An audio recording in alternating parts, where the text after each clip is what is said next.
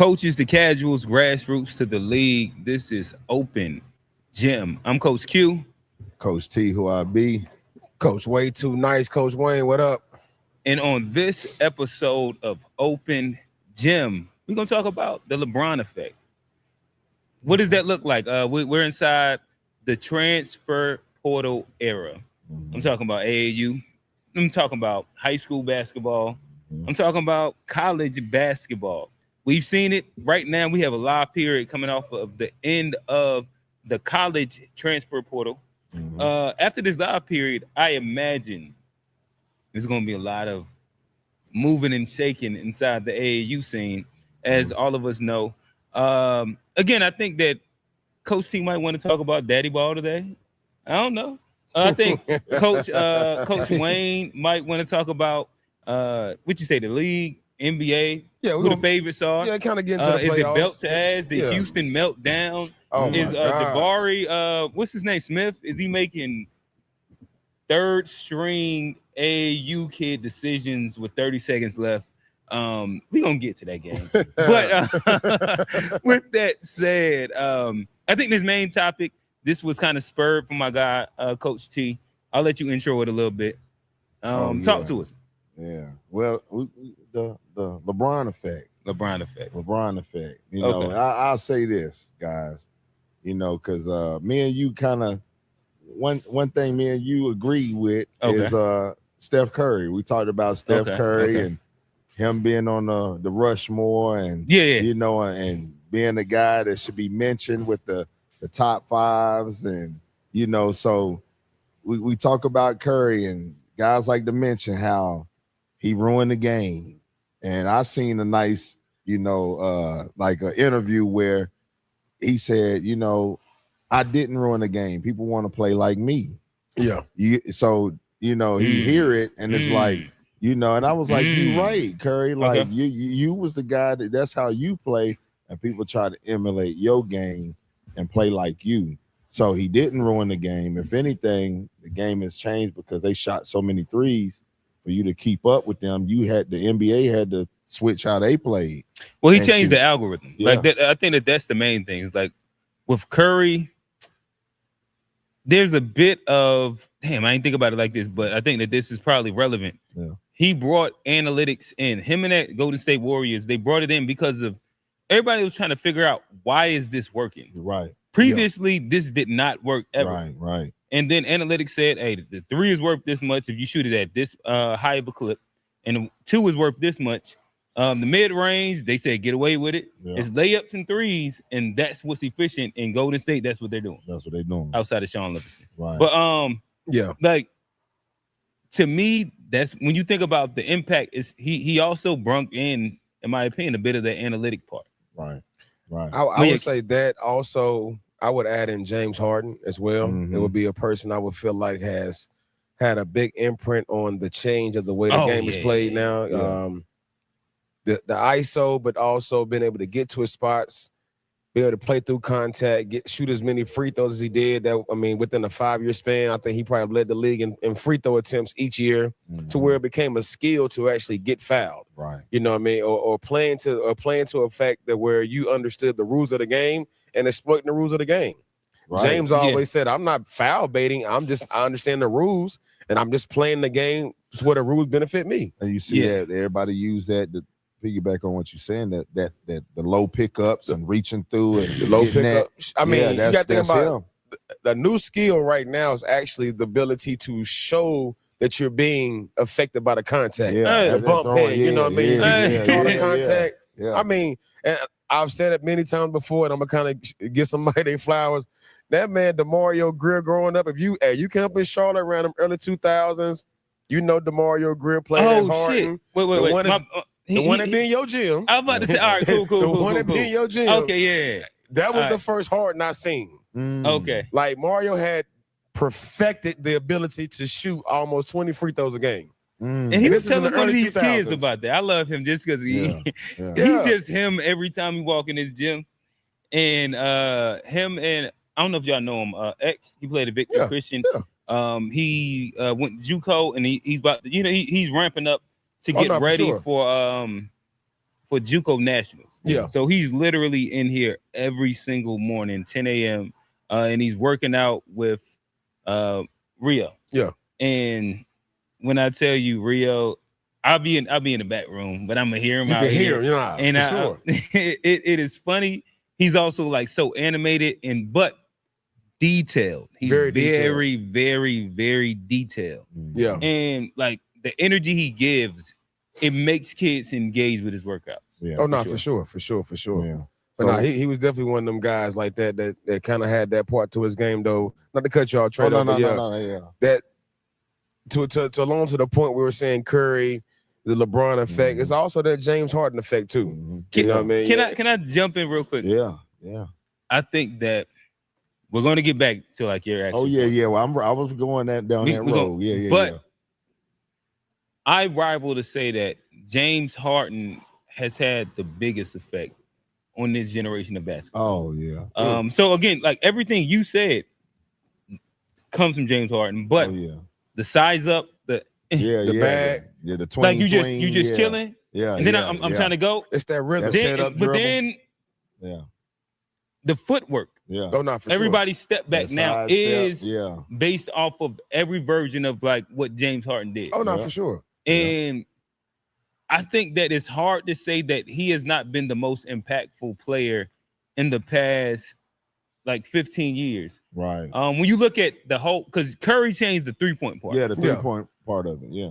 But outside of that, nobody has a Curry bag. Right. With James Harden, from the foul baiting, as you said, from the rhythm, like the setup, the size up. Yeah, the size up, pretty much being the system. That's what Luka, all these other guys is. I mean, you look at Luka. I mean, Luka's basically a right-handed James Harden. Right. And then when you look at like just mechanically the footwork of how guys play. Yeah. The side step, the step back. Really, he eliminated the step back and turned it into a side step. For sure, right. And that's what you see everybody do in the league and AAU and whatever. It's the James Harden 1-2 or 1-2-3, however you look at it. Yeah. But just leading down that road, I brought Curry into it because nobody wants to talk about LeBron. Nobody. The LeBron effect. Uh-oh. You know what I'm saying? So what we mean by the LeBron effect, if we don't know, we just recap and talk about LeBron James. I think he was a guy that kind of started I ain't winning here. I'm gonna go build my own shit. You know what I'm saying? Yeah. Oh wow. We're going there with it. And we going there with the LeBron effect. With it. Oh, okay. Hey, look, I think it's an interesting topic, because we seeing it right now. I'm seeing it. Yeah. And the LeBron effect, we seen he wasn't winning in one location, and he said, shoot, I'm gonna go over here and build my team, and I'm gonna do what I'm gonna do. And we seeing a lot of that. I feel like in AAU, I know I am. You seeing kids that's in situations that, and I'm hearing them even at these tournaments, like you hear them talking amongst each other. Like they'll be in one situation and the situation is good for them, but then that ain't enough. So now they want to go slide to another situation. Well, I would say, to kind of play devil's advocate to that, I would say I think LeBron has also the effect of free will. Being able to make the decisions that people didn't make in the day, back in the day. Right. Back in the day, a lot of decisions were made based on team. LeBron was like, hey, I'm doing it for me. Right. I'm actually play the I in this, and I want to do this. I want this, and I think so. LeBron has, in a sense, where you say there's the LeBron effect. Yeah, there is an effect that LeBron has placed on basketball in general, as far as that movement, but also feel like there's a piece of freedom, a piece of I'm moving for me. Right.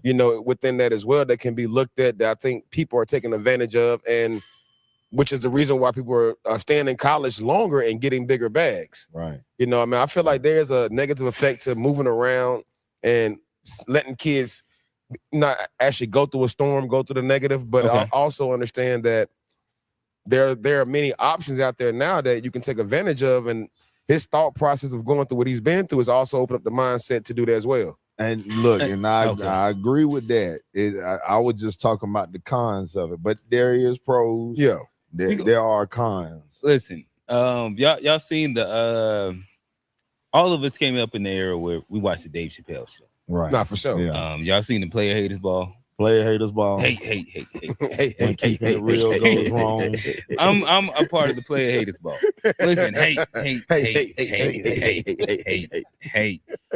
Listen, I do think that when we talk about the LeBron effect inside, like what it does with the ecosystem, yeah. Wayne tried to make it nice and he did. Like he gave the positive. He gave the positive. I think that when we talk about it, we're talking about the idea of there was a time pre-LeBron that being the best player and beating the best meant something. Yeah. And I think that whether it's inside open gyms, whether it's inside like the little like pseudo-made teams that like the I don't want to name the names of these things so that listen, feel my a bad. certain type of way. PSA, we are not hating on the Open Gym podcast. We not. And like to frame it in that way now has us trying to like halfway censor ourselves because of like y'all would just make things up. Right. But saying that to say I'm gonna also skip out on mentioning names, but as you know, like they'll build these different versions of censorship. Right. And not my bad, I said censorship, but like super teams. Yeah. And I don't know of a time when I would have liked to do that when I was younger. Yeah. So every time, like whether we was an open gym, we was on like playing school ball, playing rec ball, playing AAU ball, playing whatever version of ball that we was playing. That if it was somebody that was really, really nice, that I wanted to get on his team. I just never wanted to do that. So why are you talking about that? How you feel about the cameraman teams? Well, let's not move there yet. Okay. It's crazy. That was crazy. I actually love the cameraman team. Okay. But we can get there. This ain't just a specific shot, but I'm just saying, man. Yeah. Right. I mean, we'll have another group coming in. Right. We on the roll, huh? Hey.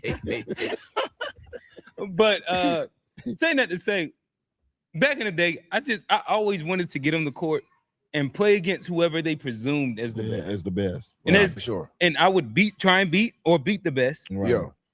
And that's where I earned my stripes. Right. And I don't be seeing that all the time.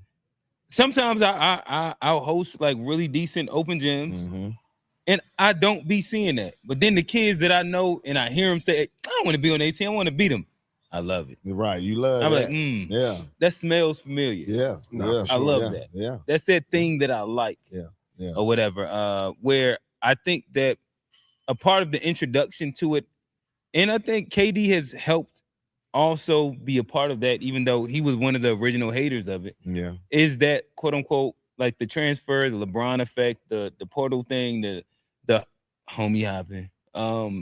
I don't know. I talked about y'all. But look, no, let's play. We flowing now. I don't think we ever talked about this. Okay. So I got in an argument with a guy about the LeBron effect. Okay. But then was he a LeBron fan? But yeah, he was. He was a LeBron sexual. Damn.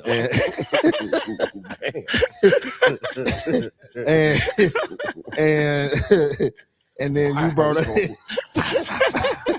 and you brought up KD. Okay, right? Okay. And he said, man, it's not the same. Okay. And I said, yeah, it is. It's just a different how you looking at it. You looking at it, man, they beat him. That's like niggas beating your ass, and then you going to chill with them. It is worse though. It is. I do think that what KD did was the one up. But I'll tell you this though. Okay. If you gonna move to win, you gonna move to a team that you know gonna win. He wanted to win a ring. Man, that was nasty. I ain't rolling. He wanted to win nasty. A ring. That's my whole issue with the thing is that back in the day. I'm not mad at neither one of them. My thing is the dude didn't. The dude made KD's just like, yo, KD is LeBron did it in a different fashion. LeBron he put started the team together. Okay, I see where you at. You get what I'm saying? He stacking the deck to where you know that you're gonna win. Right. That's really what you're talking about. Right. To me, that's the part that I don't like. I think it makes it less competitive. But both of them did it, and KD might have did it worse. So if you want to win a ring like Robert Horry was doing, I was about to say, did KD do it worse? That's actually true. Because if you gotta think of like what. Well, KD did it worse in the sense he went to the team that beat him. That's the nasty part. I think that would be the one up on LeBron in regards to how we're categorizing this situation right here. So KD one up would be that he did get beat by the team and went to the team that beat him. Yeah. Right. But when we look back at when his career is done, he's gonna be done play for a third of the league, bro. Right. Who? KD. He will be done play for almost a third of the league. Yeah. And ain't get it done nowhere but one. You know what I mean? But that's gonna be a conversation for post KD, career and everything. How we're gonna view that, especially given how we speak about our generation of watching the game itself. Yeah. It's going to be an interesting conversation with the KD. If James Harden never wins one, because he's almost done the same thing as well, and a couple other guys as well. You got to think about hot take. Yeah, I ain't think about it till just now. Yeah, if they retire right now, I put Harden above KD. Interesting. Yeah. I can't argue. Yeah, you got to validate that, bro. Elaborate. Yeah. Oh, well, all right. So you can't just throw that out there. Nobody go catch the line. No. So this is what. Dunk it home. So I'll dunk it. All right. Wayne's not convinced. Trey rolling. This is what I would say. As you said that, and I'm thinking about it. The question, especially, I think that if we go current time, and I'm gonna build it all the way back. If we go current time. If Houston loses this series and you got 42-year-old, 45-year-old, 50-year-old LeBron strapping up KD, forcing him to claim an ankle injury for whatever reason. Houston gets swept when going into the season, everybody's like, oh, man, you get KD, that's the piece. But then you go to Houston, you go to Phoenix, and they said, damn, KD, that's the piece. Yeah. And then you go to Brooklyn, and they said, "Oh, KD, that's the piece." Yeah. It starts to be like, I don't know if KD was ever really the piece. And if like Golden State was just going to do it regardless, because Golden State did it before him and after him and with him. I said that. And so like Golden State has validated what they do. What they do, right. KD has not validated who he is. I mean, he's had teams that are comparable. He's been the number one option in every situation. James Harden has went into most of his situations, well, in the latter part of the career, being the second or third option. And listen, I can understand that. What I will say is that if we take away championships, I think James Harden's career is more dominant than KD's. I think that his influence on the game is higher. I think that if you look at MVPs, Harden has one MVP, but he was runner-up for like 4 of them. Like he was literally second for like 4 of them. And then you think about like scoring titles. You think about like he had like a multiple months of being like averaging 40 points. Yeah, like he changed the game of basketball and was dominant. And he had Houston at top 3 every single year until he left. Well, I will say to promote your point to a sense, I would say the effect James Harden has had on the game is a little bit more than KD in a sense, because more different types of players try to emulate James Harden versus only a specific metric tries to emulate the KD. unicorn. Right. If that makes sense. Yeah. So the KD is the long, lanky, Chet. 6'6", 6'7", Wemby. 6'8", 6'9". Yeah. Get to their spots, can Parker. shoot over, you know what I mean? Smith, things of that nature. Now, the James Harden bag is the bag that, you see bigs trying to have to small guards to, so I will give you that point to say that does make sense in the sense that the overall effect on the game as far as the lasting impression that it would leave after they have left the game would be more of a James Harden. Okay. Career-wise, when you take away championships, it is kind of say, well, you got it now. You got to give me the KD Durant came in the league dominant. Say it again. KD came in the league doing what he's did. And has never changed. Hit the ground running. True. He's over 20 since he's been in the league. Would you say his peak has been Harden-esque though? You said what? Has his peak been close to Harden? I don't think his peak's been anywhere near Harden. What do you think about his peaks were OKC? Right, but then Houston Harden, you got to remember, he was like this close to averaging a triple-double. Like, he led the league in assists. I want to say KD won scoring title maybe 4 times in OKC. We got to look it up. Because Harden has won a bunch of them scoring titles. He definitely has. Yeah. Definitely has for sure. That's what I'm saying. Like, well, while y'all looking that up, okay, the KD thing. How do we agree to disagree on that between him and LeBron James? Because I'll put it like this, right? Are you going to Subway to get a 2-piece chicken dinner? Nah, I wouldn't go there to get that. All right. So why would KD go to any other team if he wanted to win a ring? He went to Church's to get his chicken.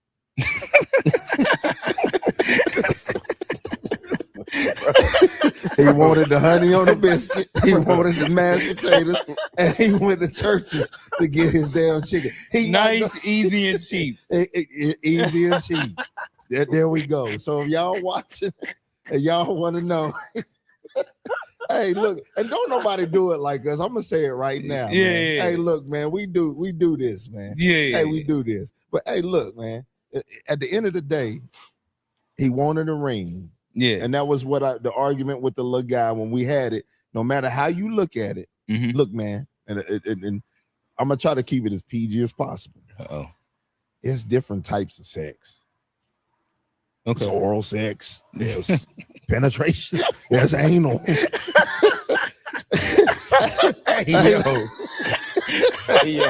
And I'm saying all this because look, when you compare what LeBron did to what KD did, which one is which? Go ahead. It's oral and anal, but they're both it's sex. The goal was the ring, Wayne. Mighty mercy. You shouldn't have gave me that. No. Hey, look, shout out to Q, man. He gave me that little baby shot, man. It's working. You know what I mean? But I needed a little double or a triple. But, hey, look, man. But KD had 4 scoring titles. Okay. 4 scoring. How many James had? James had 3. Okay. To James' credit, he has 2, 36.3 and 33.4. Yeah. KD is the youngest to ever win a scoring champ at 21, 30 point. But they was all like 28, between 28 and 31, right? Yeah. Well, KD was 20, 20, 28 and 33, yeah. And with Harden, his peak, them up. Yeah, I mean, he was a guy. Yeah, for sure. He was a guy, and I think that because of some of the foul bait and people say the defense, but that's a part of the game. But KD's thing is always going to be his efficiency. Yeah, you know what I mean. He's been a 50, 40, 90 guy many times. So and that goes to the point I was making to his game itself and the impression he has made in the game has been more how to be efficient in what you do. Yeah, but it doesn't necessarily always translate to all positions as much as James Harden's game and what his bag has been to the league and to the game itself as well. Though, so but you know, I agree where you're coming from on that, though. You know what I mean? I can meet you there with that one. I can meet you there. I'm just building a point. Like I said, it's a hot take, but as he threw it out, I was like, you know what? Yeah. On my list, I actually have, especially if Houston loses. Yeah. And in the one game. So the KD, 47-year-old LeBron James. No, I don't think he did. KD didn't play game 1, right? He only played game. No, he only played. But in that one game, I'm gonna be honest. I only watched game 3. Yeah. But in that one game that I seen the highlights, I seen Bron strapping him every single time. Well, no, KD started that game off like 5-5 though. He did. He started the game off like on fire. Like, but what happened? Like how they lose? I fell asleep. That's why I said I didn't get to watch the rest of the game. Is that when LeBron hopped on him? Because everything I seen was LeBron on him, and then LeBron telling them little boys, "Hey, get out the way. I'm about to come I mean, like I said, that may have been late game. You know what I mean? But I know early part of that game, KD had it going. Okay. You know what I mean? Like I said, I feel it's one of them late night games. You know how they go. Yeah. I ain't make it past halftime, but you know, KD started off like, good. damn. woke up to all the highlights and everybody KD bashing and everything like that. I was like, dang, what happened? Yeah. Then the next game he don't even play, so it's like, oh wow, what's going on? Right. So, and I think that was a nasty part. But so now I guess Trey, continuing on the actual the point, the LeBron effect. Yeah, just the cons of it, man. I'm seeing that these young guys are doing it. Okay. And Wayne made a point in the pros, for the pros of what they're doing, they could benefit them. But I'm seeing a lot of guys, it's not benefiting them. And we was at one tournament in particular, and the little guy came out, man, and I'll say this, man. Like, we might clip this, you know what I'm saying? But it's gonna clip it because you said it. Look, guys, if you went and tried out for these prestigious programs like the CP3s and Team Uniteds, and you didn't make the team, and you searching for a team, and then you come somewhere where you got an opportunity for the team, and then you still being picky about the team, but then you go play with another team. This sounds very personal. and then you getting beat worse than the team. Man, look, man. Find a team. Okay. Stick with it. Okay. And just ride it on out. Don't do what LeBron did. Everybody can't do what LeBron did. All right. Okay. Don't ruin your stock, because it could be a even worse look for you going to another program and doing this, because now you look like you're team hopping like LeBron did. And now we not handling business on all aspects of you and what you trying to build, and build your case of why you should be on this team. So guys, just sit still. Go to a program, and it ain't got to be mine, because I do give free promo. I do give free promo. We just hoop, you know what I'm saying? Basketball. But go to a you about to sound like Suge Knight at the Source Award. I don't even say it no more. I don't even say it no more. You sound like Suge Knight at the Source. I mean, I don't think you. That's all you was up to say, bro. Right. If you don't want the executive producer, you don't like Bad Boy, come to Death Row. All on the records. Ain't got to be on all the highlight tapes. You know what I'm saying? With my arms folded. But I ain't gonna lie, I did see a Coach T highlight tape. Yeah, it was one. I did have one. I had to do it, man. I'm like, everybody else got one. Let me try it. Let me see if I look cool on one. You know what I'm saying? Okay. But the LeBron effect, man, is hurting these little guys, man. If you on a shitty team, go find something else. Don't stay there, man. What makes it a shitty team? I was just about to say the same thing, because when you throw that out, now you got to support it. Right. Now you got to support it now. Look, man, when you ain't getting practices, I'm hearing the shit. Yeah, I'm walking around. It's like they just show up. And then it looked like they just showed up. I don't think it's just per se, I'm saying the program is shitty, but some guys operate shitty. You saying the kids is shitty? No, the kids could actually be good. Okay, the kids. But I think how shit goes, it's operated shitty. So then when they show up, it's a shit show sometimes. Like my boy Big Ho used to say, a shit show. You see it and you be like, damn, like it could be decent. Yeah, but now you just showing up, and I mean, certain guys can do that and certain guys can't. Okay. You know what I mean? Everybody can't just show up and be like, man, we're going to win the whole tournament. Nah. Well, I think, and to kind of take a little further to what your point, I think you're going with as well, is it has to be bigger than just showing up to win a tournament. Right. It has to be bigger than just, about wins and everything like that. You have to really, if you're going to enter into this space, as a program director, as a new program, as an old program, as a coach, as anything that's in this game, you have to be cold-heartedly ready to understand what you're doing it for. And it's for the kids. You know what I mean? It's for the development of the kids to help them reach the next step in their journey, to help them evolve their game, develop their game, and get better. That's why there are different levels of travel ball. I'm not going to even use the word AAU because it's beyond that. Yeah. That and that's why there are different platforms, different levels, because it's more opportunities to get out there. You just got to find the one that's best for you, But what you're to the point you're saying is, when you get out there and commit to something, stick with it. Yeah, through the good and the bad. You know what I mean? It builds character for these young athletes to go through adversity. Yeah, to understand that I'm not playing. Why am I not playing? How do I get better? How do I get on the court? Now there are some things that are beyond the players and the families, point of view that they can control within this game, and that's where you talk about those who are in that space as far as being program directors, coaches, trainers, or anything like that. We have to make sure that we are maximizing our ability to build something good for the kids. Right. Okay. And it sounds like, and we've all seen it, and like I said, no knock on someone who's trying to do it, because I commend you for wanting to be in that space and want to help kids out, but do your homework. Right. You know what I mean? Don't put out a bad product on purpose. I understand things may happen in the course of trying to do the right thing, but starting off with a bad product, bad things, not having gym time, not knowing the tournament schedule, not having things in place to have a program run smoothly are the reasons why you have a lot of kids that do jump around, and you can't fault them. Right. But if you're going to do something and be in the right space, man, let's do it right by them kids. Let's do it right by these families, because and we're going to get into this and may lead into this, it's an investment. Yeah. Okay. Man, these parents are paying $100-some to get into a tournament for the weekend. Listen here. They're paying $50 just to watch it on TV. Man. So if we're gonna be putting these kids in this space to where a parent has to make this financial investment, hey, let's do it right by Let's them. do it right. And let's do it right. We talk about the shitty. Now I'm gonna use your words, like you know how we. I'm gonna be Q right now because I heard you say something. So we're gonna segue. My boy used that. You know what I'm saying? Shout out to Q on that. Shout out to my boy Q.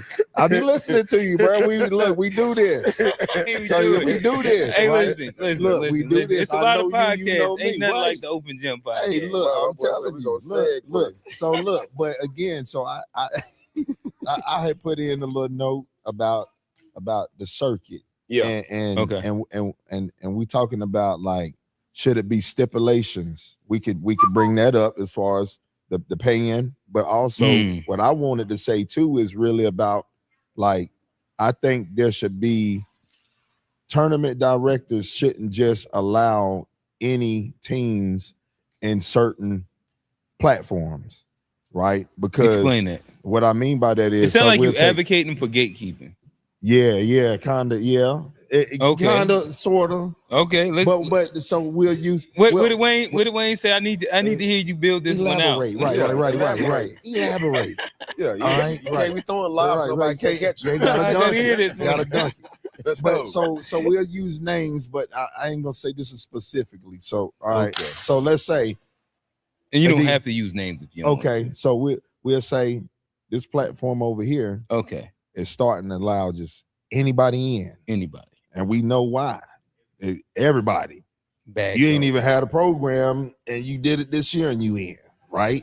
Oh, and when you talk about this, you're talking about circuit. Circuit, yeah. Okay, circuit. Just let them in, right? Okay. All right. But this is beyond just shoe circuit. You're talking about all circuits. All circuits. Okay. Oh, I thought you were talking about shoe circuit. But all platforms, because I'm starting to see it. And it's just like, okay, so if we're gonna bring substance back to it, we know what the EYBL you gotta land this shit, bro. Go ahead, land we know what the EYBL is, right? When you hear that, we know what that is. Okay, it's right, right. But then you go down a step or two, and you letting all these teams in, and then you want us to travel and do all this. The only player team that we could have played and phenom, right? And then we may beat that team by 40. Okay. Right? I don't think you should be playing in that. You should give us a more challenging game. I'm not just speaking on team to team. Okay. Set us up with a team that we gonna clash. And yeah, you're gonna have 20-point games sometimes, right? But when you got a 40 ball Jamal. Yeah, 40 ball Jamal. Like, now we need to come back, tournament director. All money ain't good money. Okay. We need to take and bring the guys in. Right. Yeah, no, everybody do. But have pretty even teams in this to where we doing this and we leaving it like that. Right. Because I've heard people comment and say, man, we came out here, man. If I would have known that, I would have just went to Rock Hill. And it's true. And you're saying that they say that about like some major circuits. Yeah, like they'll go and then the director match you up with somebody that you could play here. Like, nah, match me up. If I'm a travel, match me up with a Midwest team. Like, I don't want to play HYAA. Well, I can play them here. Well, I feel like they're like different. But I feel like what you're it ain't no shot to them, but I don't want to play them. I can play them here. No, and I think what you're alluding to is to travel to play local teams in a sense. Yeah. But I will say, and we all understand coming up in this circuit world, especially when you start younger, that there is a space that you want to get into something when you're not there to see where you are. See where you are. So you in a sense, you have to be that team that is the 30-ball shot, is the 20-ball shot, because you're trying to figure it out yourself. And I guess as a program director, I'm trying to build it on all platforms. And I don't want to alienate a program or a team because they are not there yet. You know what I mean? I want to give fair opportunity. Of course, within fair opportunity is like understanding what you're signing up for too. Yeah. Like they understand when I sign up to go play, you know, I've been a hoop fest team, you know what I mean? Playing on Saturdays and Sundays, and I want to jump into a big shot. So a phenom, I understand that, hey, it's a little different ball game. Yeah. But what you're saying is for the other team, it's like, damn, why you set us up with that game, though? You know what I mean? But it's also as a program, like I'm trying to promote to get teams to get to the better matchups. So in a sense, I'm going to set some things up to kind of provide, in a sense, automatic wins for certain. Listen, I've heard programs say that they don't like super pools because it doesn't allow the early games where allow all the kids to get in. And so if you get one or two of them early games, everybody play. Them later games where they don't play at all, it don't hurt as bad. At least your kid got on the court. Super pool team means super pool tournaments. Everybody that kid ain't getting in the game at all. You're gonna mess around and travel. Spend $700, $800, $900. My bad. That's low balling. That's low ball. Low balling. We talking about room, food, all that tournament fees. They fly out now. They don't get the Sprinter van. No. They don't carpool no more. They ain't renting cars. Nah, families flying. They don't even work together no more like they used to. I was gonna say something, but that'll be another shot fired. I'm gonna leave that one. You'll leave that. Right. You sure? I'm gonna leave it alone. Okay. Come on, look again. We ain't no haters, man. Hey. We the Player Haters Club, clearly. That's what they go. Right. You know what I mean? That's what they said. I guess. Yeah, man. I know. That's I kind of want to somehow they said that we the Player Haters Club. Shout out to the guys. We big up everybody. Sometimes they say we might glaze, but nonetheless, the transfer portal, and this goes along with one of the comments. Somebody actually wanted to talk about this. That's why I made it perfect. I won't say who the person is, but you know they kid performed well in the circuit recently. But they said, hey, live session this week. You know what that means? Oh yeah. Next week, the AAU transfer portal is open. I'll toss this to y'all. When should a kid hop in that transfer portal? Well, I'm not gonna lie to you. I mean, if you're gonna do it early. Do it early. Okay. Because in a sense, I mean, okay. In the sense of maximizing the time you have left to even compete within travel ball scene, you have to make sure you're making the best decision for yourself to promote your game. You know, like we've talked about this on many different segments, many different episodes before, even with Coach G going over a lot. But we have to put our kids, and I'm speaking from a parent's perspective and coach's perspective, we got to put kids in position to where they can thrive and, you know, like promote their game. But at the same time, you can't run from the smoke, though. Can't run from the smoke. You can't smoke duck and tail tuck. Right. You know what I mean? Duck smoke. There smoke, and you can't I was like, damn, that don't sound right, but I get what you're saying. Yeah. Go ahead. But also you can't run away from character building moments as well. Okay. Yeah. And it's a fine line. You know, it's a fine line between sticking it out, competing on a team where you may compete with the best in practice and may not play that much in the game, but you're getting better by practicing with some guys, but you don't practice that much no more anyway, though. But or you in a situation where you just got to find the right team and program for you to make sure you maximizing the rest of what you have for these live periods, because there ain't but so many left if you're you know, going into your senior year in high school. I know they got the unsigned senior thing that you can do for like maybe the first session or so. I'm not sure all the rules on that, but outside of that, you're looking at your last summer. What you gonna do?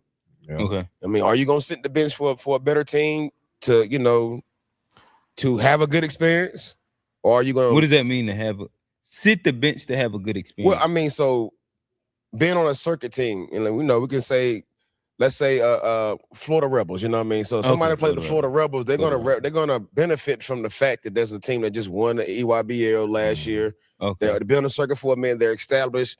Kid may not play that much, but he may have a great experience as far as traveling, being around the guys, getting the gear, getting the bags, and all those type of things. A great you're experience talking as about a fan. Benefiting as like being like a tag along. Yeah, he's a fan. I mean, that may be what somebody may want, you know. Shout out to Girl Scout cookies, tag alongs. Tag along.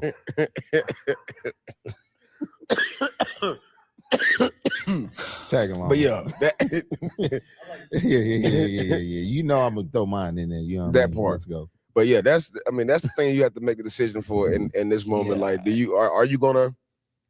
But also, you got to think about what do you really want from it? Right. What do you want from the experience? Be a thin man is what he's saying. Not a tag along. Now, whatever the coconut, which Be one a call Samoa. those cookies? A Samoa. Samoa. Be a Samoa for Be a sure. Samoa. Be a Samoa. Yeah. Never mind. Not Go a ahead, tag keep along. on. Keep going, Wayne. We just add them. Take that. They take do. That. We know some of them. Shout out Ohio State. Them Yes, Henrys. sir. Oh, the Henry's getting it done. For sure. Yeah. Yeah. But no, I mean, but I will say this.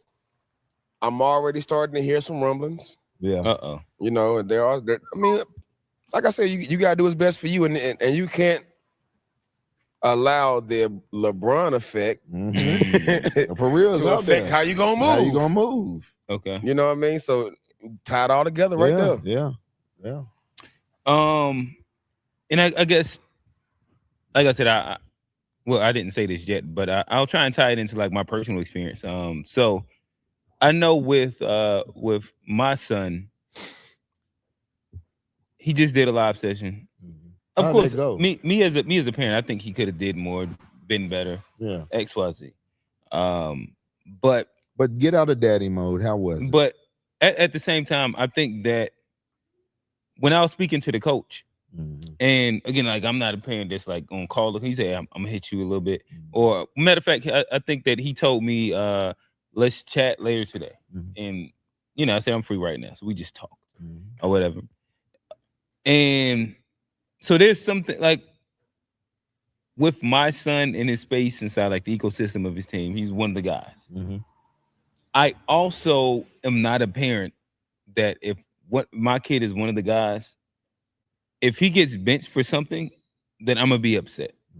Like I have eyes, I can see, and if you understand the game of basketball, you be like, oh well, shit, I get that. You know what? Hopefully that light a fire under his ass. Hopefully that does something to him. In which, like in the conversation, I could tell that maybe this person might have like dealt with parents where if you do corrective action, they're like, why would you do that to my son? Well, my son needs to get this, that, and the third. And this is what you said. And this was promised. This was, and you just go down the line. And like, again, with me, like I have eyes. I'm like, all right, we about to get in the gym and correct this, and this. And that's how we're going to get better at said thing. Not it's everybody else's fault. And like, that's the way I operate personally. And I'm like, well, you know what? I seen that he didn't do well at this part. I think that this is something he could improve on. And I ain't mad at the fact that like you took him out at this point and this point because I seen these things. And guess what? And I was yelling at, listen, sidebar.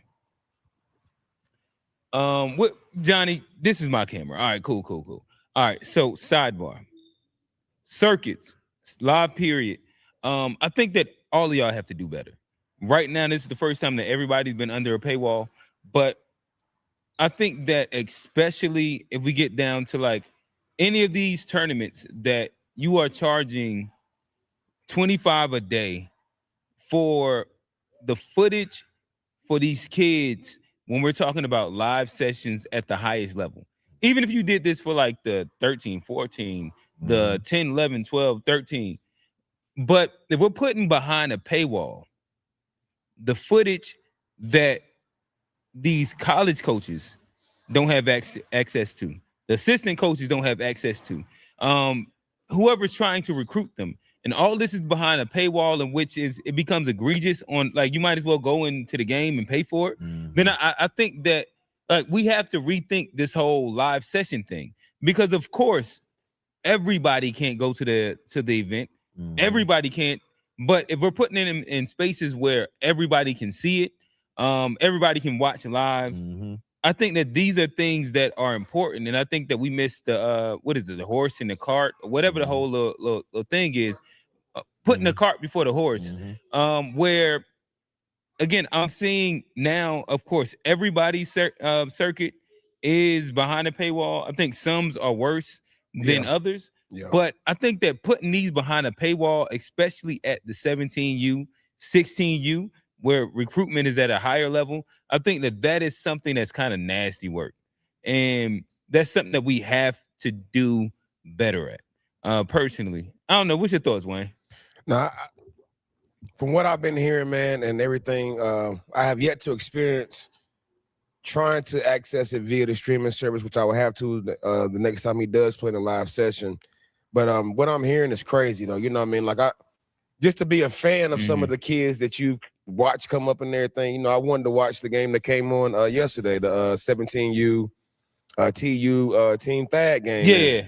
I went through my normal process of trying to find it. I had to, hit my son, because I don't be knowing all these different little streaming services, Twitch and Switch and Hitch and all that type of stuff, though. But he was like, and then I was talking to Sam, because I was working a flag football game. He was like, yeah, we got to pay for it by court. He's like, but if I want to watch the 16U play, they're gonna be in a different court. I got to pay for that game too. I was like, they're doing it like that.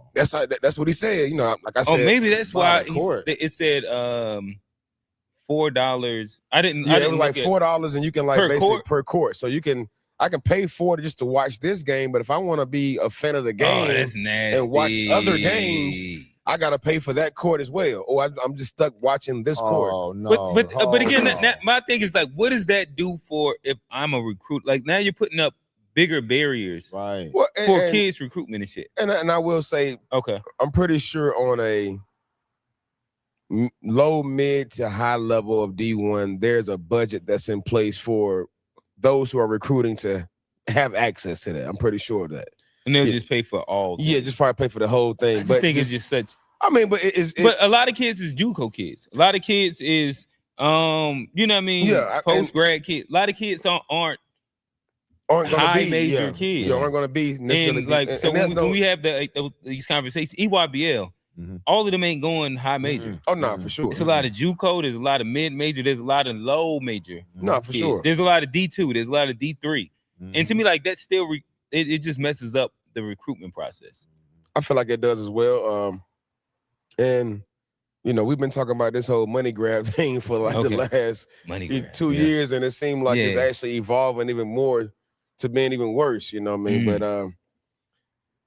I don't know how we can, or how the changes can be made. Do you just say, I guess, got to make an investment financially into this as well? Yeah. Which is like, I want to watch it on TV because I didn't want to pay the fees to travel and fly and all that. I mean, our kids at the point now, they can travel with the team without, we ain't that's where I'm at. But still, don't. I'm trying to make one of them. You still want to see the game. Oh, no, you definitely right. Yeah, but I want to yell at the TV. Yeah, but don't kill my pockets doing that. Yeah. It shouldn't be. Listen, I'm gonna be honest. It should not be $75 for the weekend. The streaming on. No. That's what the shit was. Yeah. My son played Under Armour, and it was $75 for the weekend. Yeah, 25 for the whole weekend. I get it. I get it. I'll be like, God. Yeah, but I get it. Baller TV, you can get the whole thing for 25. You can, like, I think like the half year subscription be like 60 or 70 or something. Yeah. Huh? And it's like we've gotten. I don't know how I got away from that model. Right. Honestly, you know, I mean, I think last year when we went down there for Dallas last year, I watched it on Game Changer. Yeah. Okay. But even so, with that, they had not pay for that too. Well, they had not gotten the whole streaming part of it. Yeah. You know, under wraps because it was being a new circuit and everything with the P32 though. But yeah, I feel like this year they probably got some things better in suit and better in place for parents to watch though. But I mean, what happened to just the whole ball of TV thing, bro? Like, what happened? Y'all just working together with them to keep us? Let's just keep it simple. Keep it simple. It works. All the kids are post the little clips off of it. And promo. Like, say it again. Quick promo. Okay. Game Changer. Go ahead and give us a nice little. I'm gonna shout y'all out. If you want to follow your student athlete, they say clip that and then say it. Yeah, clip this, Johnny. Shout out to Johnny on the 1s and 2s. Game Changer app. If you ain't got it, get it now. You can watch your student athlete live for a low subscription cost, and it gives you insight on the game, the box score, and everything else. And it clips the highlights. Game Changer. Sponsor. We Just Hoop and Open Gym Podcast. Let's go. Listen. Oh, what is it? Game Changer? Game Changer app. Listen, we gave y'all a free one.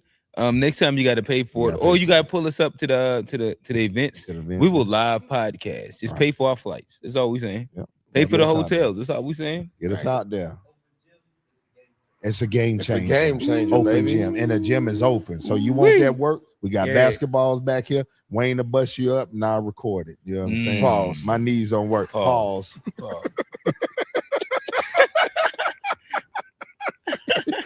You gotta catch them before they catch us. Yeah. Pause. Okay, all right. So I guess if we continue through the conversation, again we're talking transfer portal. We talked AAU. The college one has been open as well. It's just closed. Talk to me, fellas. The portal just actually closed. Hey, Malone. Oh no, it's closed now. It's closed now. It has been open. There's been some movement. Let's help people understand what it means by the portal is closed. Okay. What it means by the portal's closed, that means that you can no longer put yourself in that space to go somewhere else. All right. So that means there are still guys and young ladies in the portal right now waiting to figure out what they're going to do. But as far as going into that space, it has closed. Yeah. You know what I mean? Good, so that's good point to be made. So if you want to understand what that means and understand the vernacular, when you hear it said, when people mention portals open, portals closed, doesn't mean that people can't still get signed somewhere else. It means that you can't, that the window has closed to go into that space to transfer somewhere else. We just hoop. Portals open. Always. What kind of incentives y'all giving out though? Right. What are incentives at? Hey, we got an NIL. Oh, we just who got NIL? Yeah, man. We giving out little. Which age group y'all got the NIL? Giving out player stipends. At what age? Man, what about parent stipends? Starting at 6th grade. What if my kid dropped 40 at the tournament? I give him $40. Do I get my gas money back? He get $40. Do I get my hotel room stay back? He get $40. No, he get me as the parent. Oh, you as the parent. I need a parent stipend. He said, hey, I'm part DNA of that child. I need some. Yeah, I need some. Do I get the stipend too? Shout out to Upside. We already got it linked up. You sign up for your Upside account. I'm gonna tell you which gas station to go to, and you get 10 or 15 cents back on every gallon you purchase. Shout out to Upside. 6th graders, you get a slice of pizza for every point you score. Holler at your boy. You know what I'm saying? Damn, I go 30 ball. I get 30 slices. You get 30 slices. How many full pieces is that? Little Caesars. He giving out $20 for the kid. Giving it. You get $40. You get $40. Yeah, you get $40. That's a little trip to Red Lobster for a kid. You know, I'm telling you. Little something. Yeah, half a crab more. Hey, we at least doing that. And the other programs ain't, man. Sign up for We Just Hoop. That's the last promo. All right. Okay. But yeah, I'll toss it back to y'all. College transfer portal. I mean, shout out to Chad. Sign up with Wright State. I'm gonna give another one. Boz going to Maryland. Bishop Chad. Boswell. I can give it a shout out now because it's already over. I remember like Trey, me and Trey, we go back probably like maybe my ninth, 10th grade. Yeah. Me and him was drummers back in the day. Like we hooped, but we was also drummers. So like me and him used to face off all the time on that side of the game. Like intense rivals. If you knew me, you knew him, and we used to always go back. Was it like drumline? Did you put your sticks on his? Nah, that'd have been like you was gonna fight. That's like fighting, bro, yeah. But it's been like face to face inside that manner for sure. Okay. Way back in the day. But that ended up leading, like we actually did that in college as well. I went to Central, he went to T, and that was his own thing back then. Yeah. We was like the only two guys from the city that made it out and did that on that level. And saying all to say, we ended up having kids that played basketball, and then we reconnected in a different way.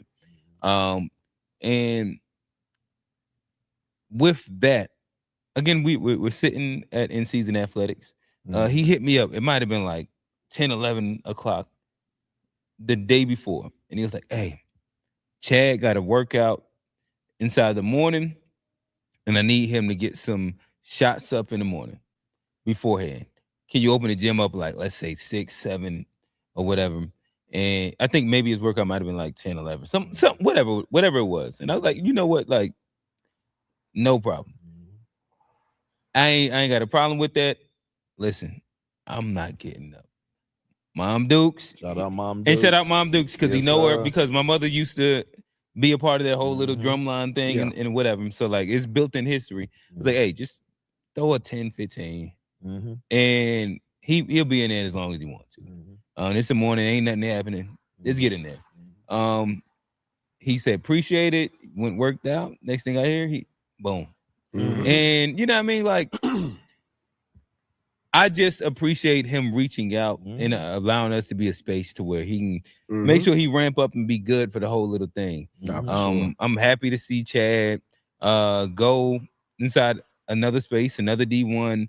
And I'm not as familiar with this. What is it? Wright State? Yeah. Wright State, yeah. But Chad being Chad, I believe he's gonna go out there and do his thing. Nah, for sure. We seen what the portal did for Elliot Cadeau. What was Hubert Davis saying to that boy? Ooh. I would like to know that. All right, this is hate. Hey.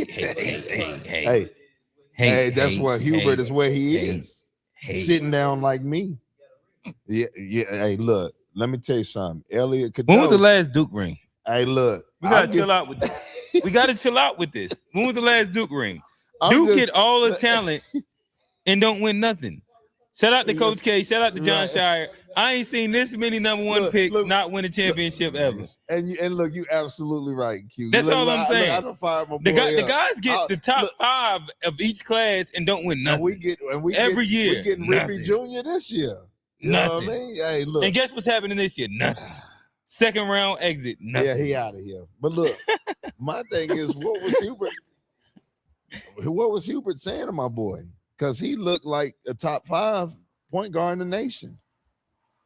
Yeah, I don't know that. I mean, he just looked different, bro. When you watch him, he looked different. I feel like the styles of play was different, and it benefited Elliot Cadeau this year. I mean, with Michigan, the way they played, the bigs they had, defense. Yeah. I mean, defensively, they were. But I'm talking about what he was doing, though. He looked just totally I don't. Different. His numbers was like really, really close to the same. I was about to say, I don't feel like it was like different, more so than just like he got more comfortable, got confident in himself. I mean, he came in as a non-shooter. He just shot it with more confidence in the tournament. I mean, throughout this whole year, but he did the same thing he did at Carolina. He ran the show. I mean, he pushed the pace when he wanted to. He looked indecisive in Carolina, though. He looked like unsure one thing I will say, Carolina. I mean, you could say that, but I think it's different styles of play, though. Carolina plays fast. Michigan plays very slow, more of a half-court game. You know, I mean, playing that in a fast-paced offense, you got to make quick decisions. Yeah. You know, you got to be able to, run that thing fast. I mean, push it up, get it back. What you going to do? I seen them running pretty damn fast in the tournament. Hey, look, I seen them getting off. Hey, look, Wayne, I'm just saying, I think, this is what I'm going to say. Some coaches, we talked about this in early. One thing I won't defend is Hubert Davis. Yeah. I don't know what was said. I wasn't in that locker room. I wasn't around that program, so I can't speak on that. Guys, man, you know what I'm saying? Like, you got to stop that. Y'all coaches got to stop that. Got to stop what? Man, killing these little guys mental, man. We supposed to be there to coach the mental. So let me ask you this. At what point is it necessary to tell a kid to stop shooting? Your situation. Nah, bro. Yes, it is, Wayne. No, because listen, no, Wayne, what no. if he? Why? Listen, Wayne. If he shoot 2 attempts, you gonna get on him about shooting 2 attempts. Okay, so now that's why I said a situation. So no. So let's talk about this now. Yeah, let's talk. Any player that has ever played for me, they can tell you at any point in time, I've never told a kid to not shoot. Right. But I will say, you shoot the shots you work on. Right, right. That's a big difference, though. But was Elliott doing that though? What you mean? Was he shooting shots he wasn't supposed to? I don't know. I wouldn't. I mean, we watched it. But what about this? But as a fan, who are we to say who that coach's expectations in their program unless we're there? That's what I'm saying. It was Hubert Davis. But we can only speculate, though. I don't know what he was saying in his practices to Elliott Cadeau. How about this? Do you believe in analytics? Yes, I do. Okay, all right. I do. If a kid is shooting 20% on your team, but he just started the game off with 2 straight threes, he's shooting 20% from 3. Shooting 20%. My bad, 15%. He actually a real big man. He's shooting 15%. I mean, you're open for a reason. Like he's shooting 2 straight threes. You said just 2 shots, 0 and 2. Who are you to say it? Would you not be yelling, take your down to that post? Why are you shooting that? I'm just asking. You got a point, Cuba. What did Elliott do that? I'm just building. I'm just saying. I'm just building because you said why, like as a coach, he just go 0 for 2. Why would he? So if the analytics aren't saying that, I went to extreme first. Though I'm not arguing that. So now, what was his shooting percentages in North Carolina? I don't know. I had to look that up. I don't think he was that positive. And I didn't. And so then, if you aren't hitting, and the coach is saying that, and that's what the analytics say. But was he doing that in Carolina? So as a freshman, he shot 19%. Okay. As a sophomore, he came back and shot 34%. Okay, that's good. So let's see what he did. But look, I hear the stats. But is it a time that Elliott Cadeau shot these attempts, these wild attempts, and hurt UNC? But then, to me, he looked like a better player in Michigan. I mean, this is what we're talking about. I'm not arguing analytics, but I'm talking about coaches. I feel like sometimes take it out of kids. You get what I'm saying? Like, it's certain things that they can say to a kid that'll take it out of them. And I do agree with that. And now that kid, you might make a kid more self-conscious about his game because of what you said to him versus you saying, hey, man, if I bring a kid, I recruit a kid in and I say, hey, look, man, I watched your tape. I love what you do. All right. I did see that, you don't shoot that well from the 3, but I love what you do. And I'm gonna allow you to play and be who you are, though. Mm-hmm. That kid gonna be like, but then I bring a kid in and say, hey, look, man, you shoot 20%. I don't want that. Hey, you just going straight in on what he don't do, and now he gonna be like, well, damn. I mean, if I make this mistake or do this, like, is he gonna take me out? I gotta stick to this type of play style. You get what I'm saying? It's two different. It's just like cook the wings, right?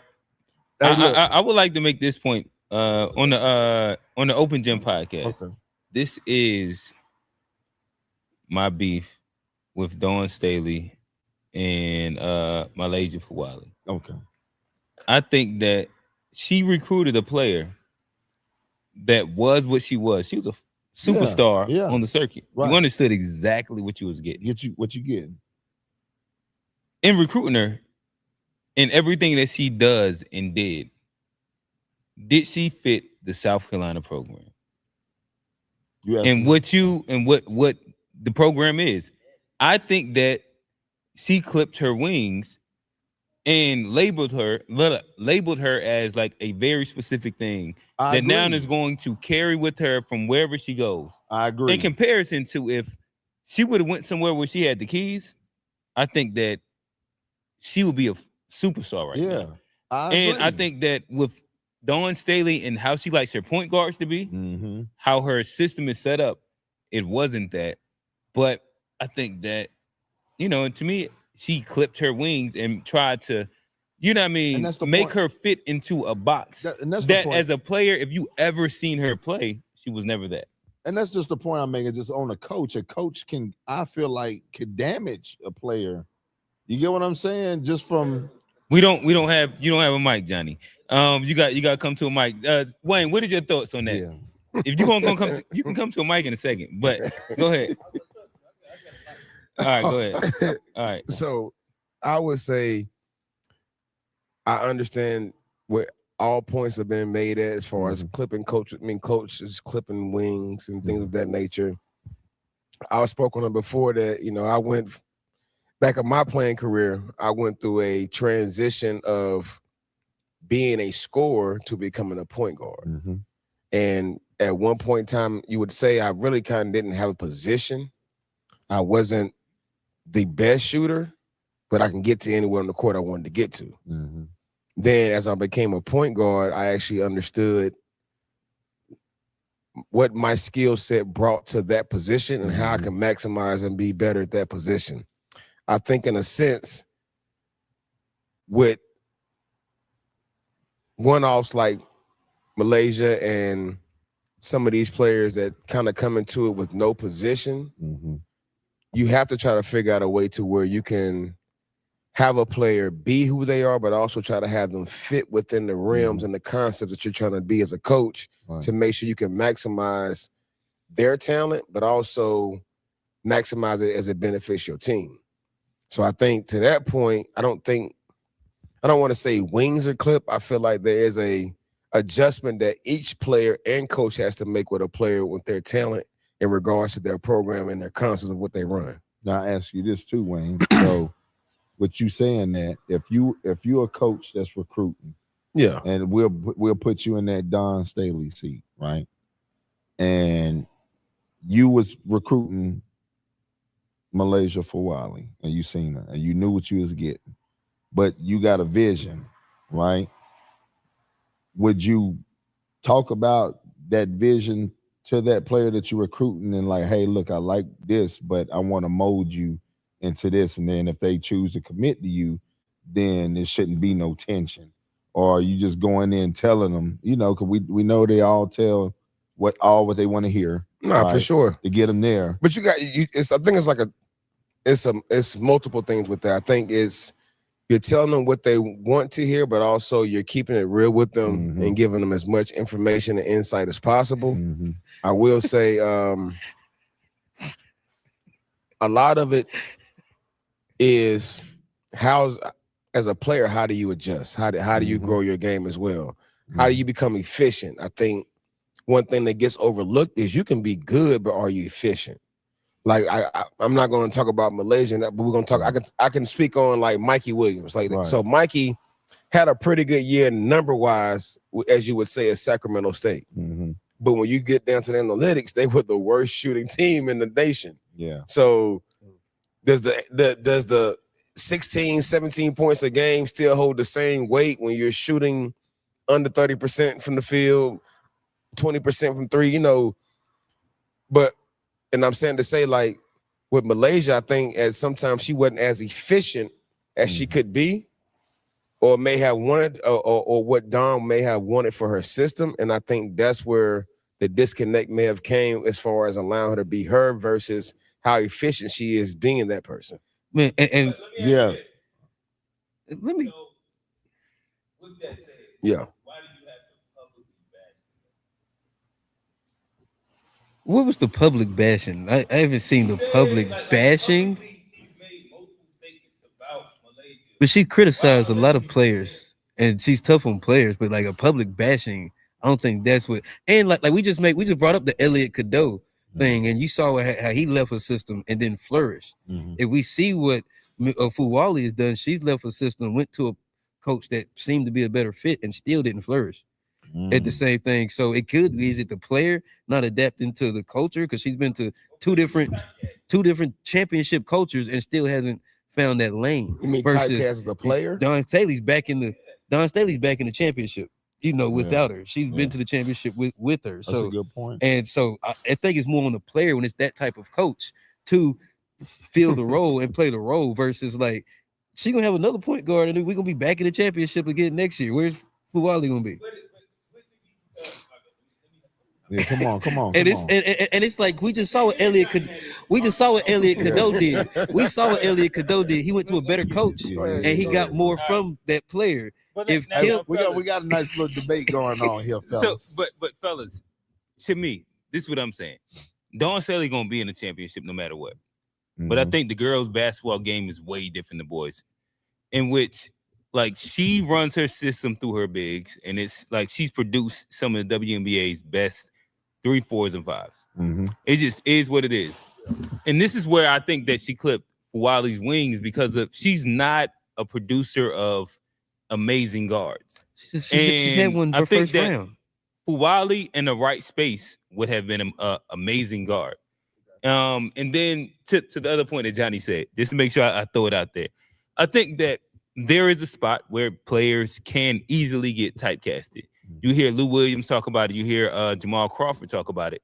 When people ask him, why did you become a 6th man? And like, what was it like loving to be like going everywhere and being a 6th man? It was like, I never wanted to be a 6th man. Every time I after I got put as this, everywhere I went, that's where they typecasted me at.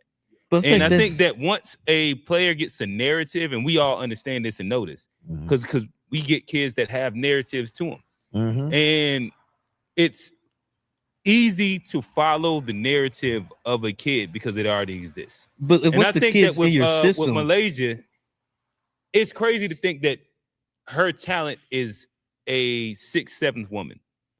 I don't think that her talent is that at all. But your talent also that she has been the type of player that you are too. As that specific thing. You're not making the winning plays. Well, like it's a lot of talented players that get benched because they're not making the bright basketball plays. Right. And to say typecast like Elliot Cadeau, he was typecast before he went to Michigan. And it takes a coach, but he broke out the. She had a lot of turnovers. That's why she would get benched a lot of the time. Would be off of turnovers. It'd be off bad, try to go for the steal. You're out of place. It's not even just turnovers. Sometimes she would go for a steal and you'd be out of place on defense. And now everybody got to scramble. And it's a lot of those plays where she'd get benched. Just not smart plays. Yeah. She has the talent, of course, but if you can't be coached. And then Kim, she went to another coach who does well with those type of players, and she still didn't flourish in that system. No. I said she got talent, but I think she's a stubborn player. Yes, she is. But look, not for a championship team. At what position though? No, at what position though? I think that's kind of the question that you would ask. But no. I'll say this though, Johnny. With what you saying? No. Listen, John. No, I think that she has talent and she could start. But you said something. It's the player and the player's mentality.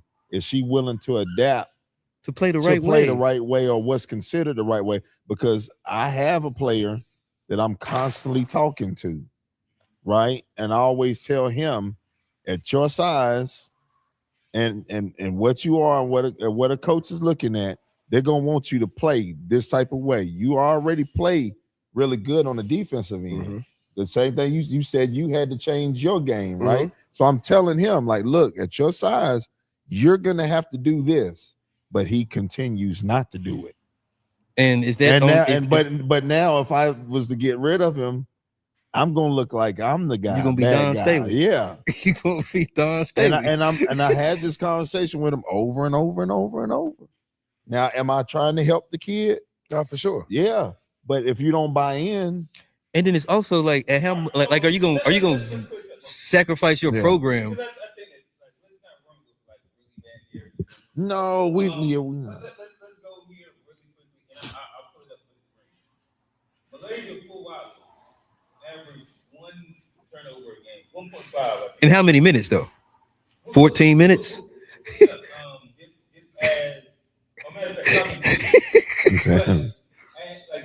her numbers, right? Yeah. So we're talking about 18 minutes. We're talking about 11 points, 1.5 turnovers. Well, how many assists? You see, how many points go up, the turnovers go up. 2 and 3. Okay. So that's not the greatest assist to turnover ratio. 4 point guard, right? And it gets worse as the more minutes she gets, it gets worse. played the full game. We're talking about 22 points per game before. Same difference here. We're looking at, let's say, 5-2 or 5-3. 5-3 turnover ratio. This isn't like horrible. Averaging 1 or 1.5, so let's round it up to 2. Yeah. That's not the craziest if you're giving like 12, 13 points a game. Right. So we're saying 12 points a game, 2 turnovers. 2 turnovers. That's a lot of turnovers, though. It can, and then what about just the missed defensive assignments? Well, now that I was gonna say, now when you talk about, because I know those type of players not gonna show up. That always gamble, or they try to back tap and they put themselves out of a situation. And now I've watched her. If I look it up, she's a bad defensive player.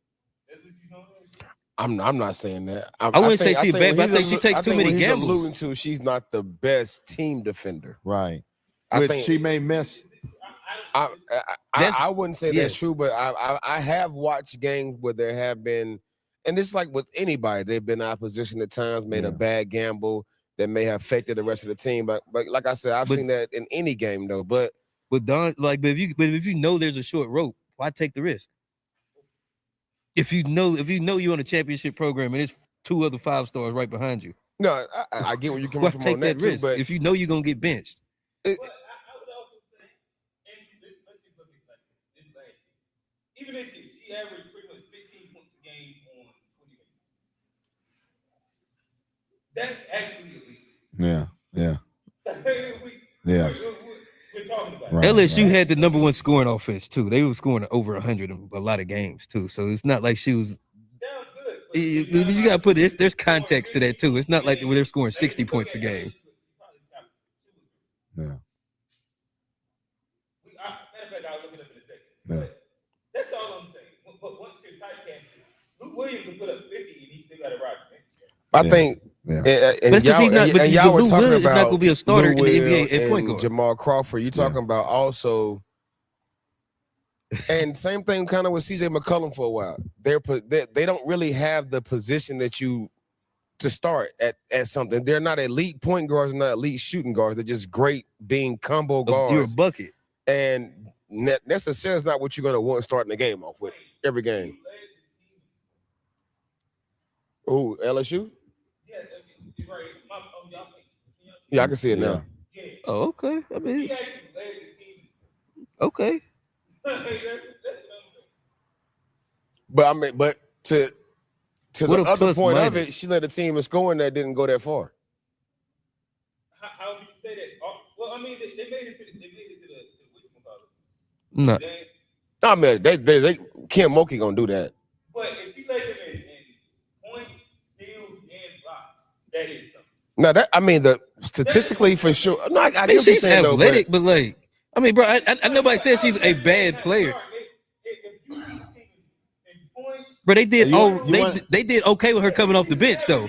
They did fine with her coming off the bench, just like we did fine with her coming off the bench. You start starting her, you're gonna see them wins drop. It sounds like the conversation me and Q had about LaMelo Ball and him scoring all them points. Yeah, it's like you can score, but like that and stats, like numbers do lie sometimes. Yeah. Like numbers do lie sometimes, and I think that's a perfect case of it because it's just like she's not a bad player, but like is she gonna win a champion? Are you gonna win a championship with her starting? Yes, I think you could, but she would have to buy in to what. But she would have to be a different player. Yeah, like she would have to be a different player.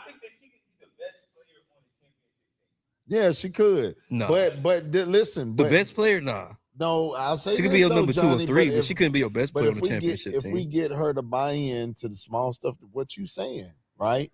Because I have a player that. But listen to this though. Like he said, numbers can lie because you go for that fourth one. I've had players like you said, they continuously all game try to back tap. And it continues to allow penetration. So that but I'm just saying I have a guard that done. I don't know if that's her, huh? No, I can't. But they gotta get some better big men. Then you can't let a 5'9" person lead the team in blocks. Like no, I'm not. Yeah. No, that's amazing, bro. What I'm saying, like, to make the point that now this player doesn't play defense, even though she leads into defensive stats. She also leads in but listen, but Q but listen. Now but listen, Q. But can answer this? Answer this. Can that person that leads and steals a game be out of position multiple times outside of those steals and cause you to lose the game? Yeah, that's what I'm saying. So we talking about this stat that you're saying, but yes, it could. I've watched them. Yes, I don't watch it. He's saying yes. Because she takes risk and she'll get fouls because of that too. Because she goes for it. He watches her. I don't. She's a very risky. No, I've watched the game. I've watched the game. What in Q? But Q, how come she's not starting?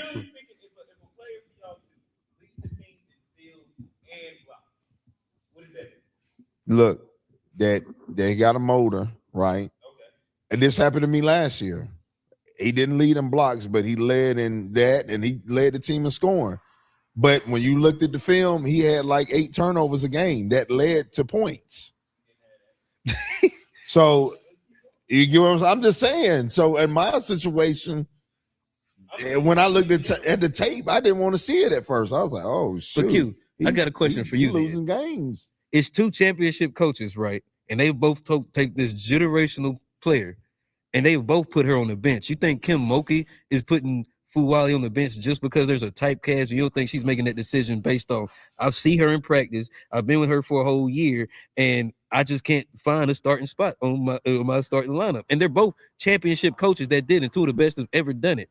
And if they say that she's a bench player, like, I wouldn't say a bench player. Or 6 man, but I'm saying, but if they're not going to start her, she went from Don Staley, championship coach, to Kim Mulkey. She done won championships at multiple schools, and she put her back on the bench. You don't think she knows the type of player that she is? You don't think there's a reason? You don't think there's a reason Kim Mulkey also benched her other than typecast? Well, I will say this: if we take the name off of it, if we take the name of Fuwali off and just stop using her as the basis for this debate. Yeah.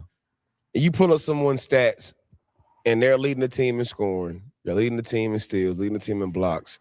You would assume that player is starting and a star player on that team. Mm-hmm. And is playing over 20 minutes. And playing over 20 minutes. In a 40-minute game. Like she's doing all this and only playing half the game. That actually seems kind of crazy. So to take the name off of it and just to go by the actual, like I say, the actual view of it as a player from the perspective of these numbers, these metrics, these analytics. Like, you know, we seen before, we be on social media, like, this is player A, these are their stats, their metrics and everything like that. And you will say, well, I take player B or player A. I think if you take the name off and you would take the player and take the stats that she has, I think it's just more so her as the person that has been brought up in this particular debate is the reason why it has went so far left, so far right amongst, you know, the perception or the way they're looking at her. But, you know, those numbers itself given to any other player, any other situation, you're going to automatically assume if that's the leading scorer on the team, they would be starting. Whatever's going on whatever's going on outside of that, which I think is something on film that we would have to see. Like I say, I'm taking the name off the player now, and I'm just gonna say the player itself may have off the court issue. The player may not be getting to practice on time. The player may have something else outside of their talent that may be holding them back from starting. And let me ask you this. So this is what I'm saying. If a player is only playing half the game and leading you in scoring, blocks, and steals, does that then not reflect on you as a coach? If you can't figure out how to keep them on the court longer and correct some of whatever you presume as their deficits, to allow them to play 10 more minutes. In 10 more minutes, how else more can they impact the game? But what if that in that 10 minutes, let's say, but listen, but I don't agree with that. That's a good question. But let's say if you're already leading your team in school, you're leading. That means that like you're dominant at a thing in half the game. Right. And you're doing it more than everybody else on your team. Right. But you only playing half of the game, which is the point that you made. Okay. And then we trying to figure out like why they can't play 10 more minutes. Well, maybe the things that they're not doing that's on the film is the reason why they only play 20 minutes. And my thing is, all right, I'm gonna put the name back on the player.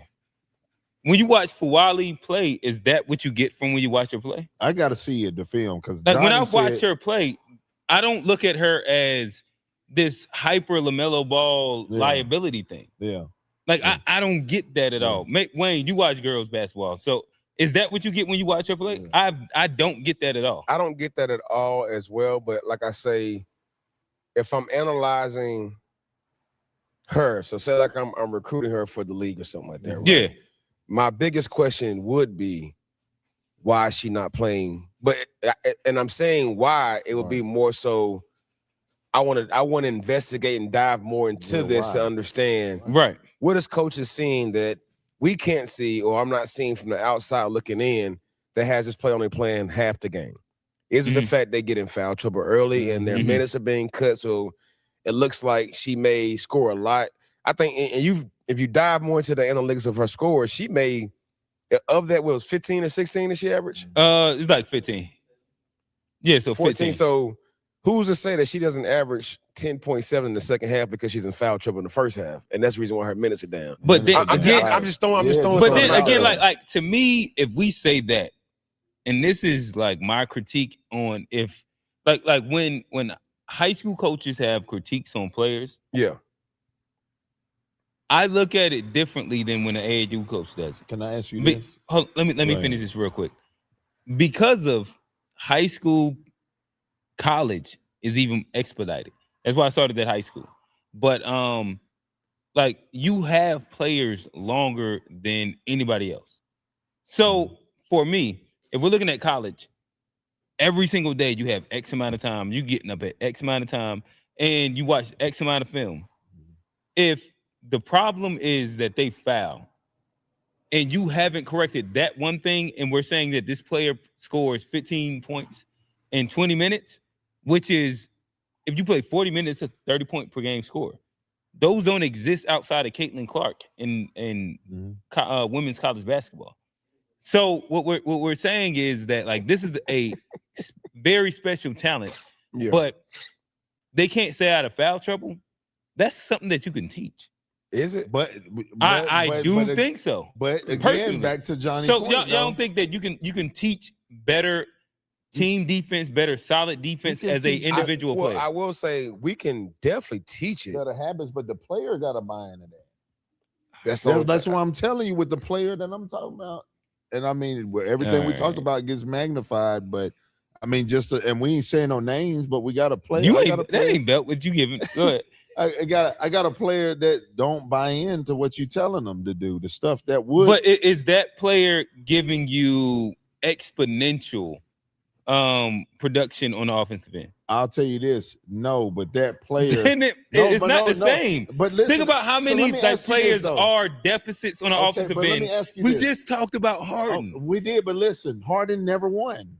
Let me ask you this. This is a valid question. Listen, okay, let's talk. Is there a such thing as a bad scorer? Yeah. A guy that scores the ball a lot, but is there? James Harden was one of them. I don't agree with Anthony was one of them. No, I don't agree with that. I'm gonna tell you why. I don't agree with I'm gonna tell you why. Go ahead. They scored the ball well, but it's more to that. It's more to that, Johnny. It's just the flow of the game. Do they match the flow of how the game is flowing, or are they excessive where other guys can't get it too? But this is why I don't agree with these statements. So James Harden has made the Western Conference Finals multiple times. He has. Guess the only thing. Did he win it? But guess the only thing that stopped him. The KD Golden State Warriors. Like, how crazy is that? It's not like he ran against like just some scrubs over on the. He kept getting beat by the best team, quote unquote, ever. Right. That's not that bad of a thing. It's not. Again, Carmelo Anthony. He got who he kept getting beat by? The Spurs. Right. The Tim Duncan Spurs. Or Kobe. Right. Or Kobe. Right. It's not like he was losing to scrubs. Guess what he also made? The Western Conference Finals. Right. So now do we discredit all of their like what they did. No, you just don't to say like that. they're not winners because they didn't win a championship, or was Denver first in the West? Yes, multiple times. What was Houston first in the West? Yes. Like these are things that did happen. But did they win? Deal? Yes. Did they win the championship? No. But it's like 3 teams that won championships inside that era. 4 teams. My bad. I'm just saying. You talking about Melo, bro? You got to chill on that, bro. Melo shot over 45% of his career, bro, and average over. But then look up Harden. Harden didn't like. Chill on that, bro. Like he was productive and his teams won. No, but there is. I mean, like they say right now, like Cam Thomas is a bad scorer. Yeah. He's a bad scorer. He's a bad scorer. I agree. You know with what that. I mean? Like so, someone like him, high volume, low percentage. Those are type players I would put up under like the bad scores umbrella, you know, not Melo, not the James. I mean, you're talking about players that have to do it at a high level throughout a whole game in big games. Or we'll say this instead of saying bad score, Wayne, and for these 2 guys, maybe it's just a little too ball dominant. Well, look at their teams though; they had to be ball dominant for their teams. Like Melo, I mean, nothing against who he played with in Denver. But his best scorer was AI at the back end of his career, Chauncey at the back end of his career, J.R. Smith at the early part of his career.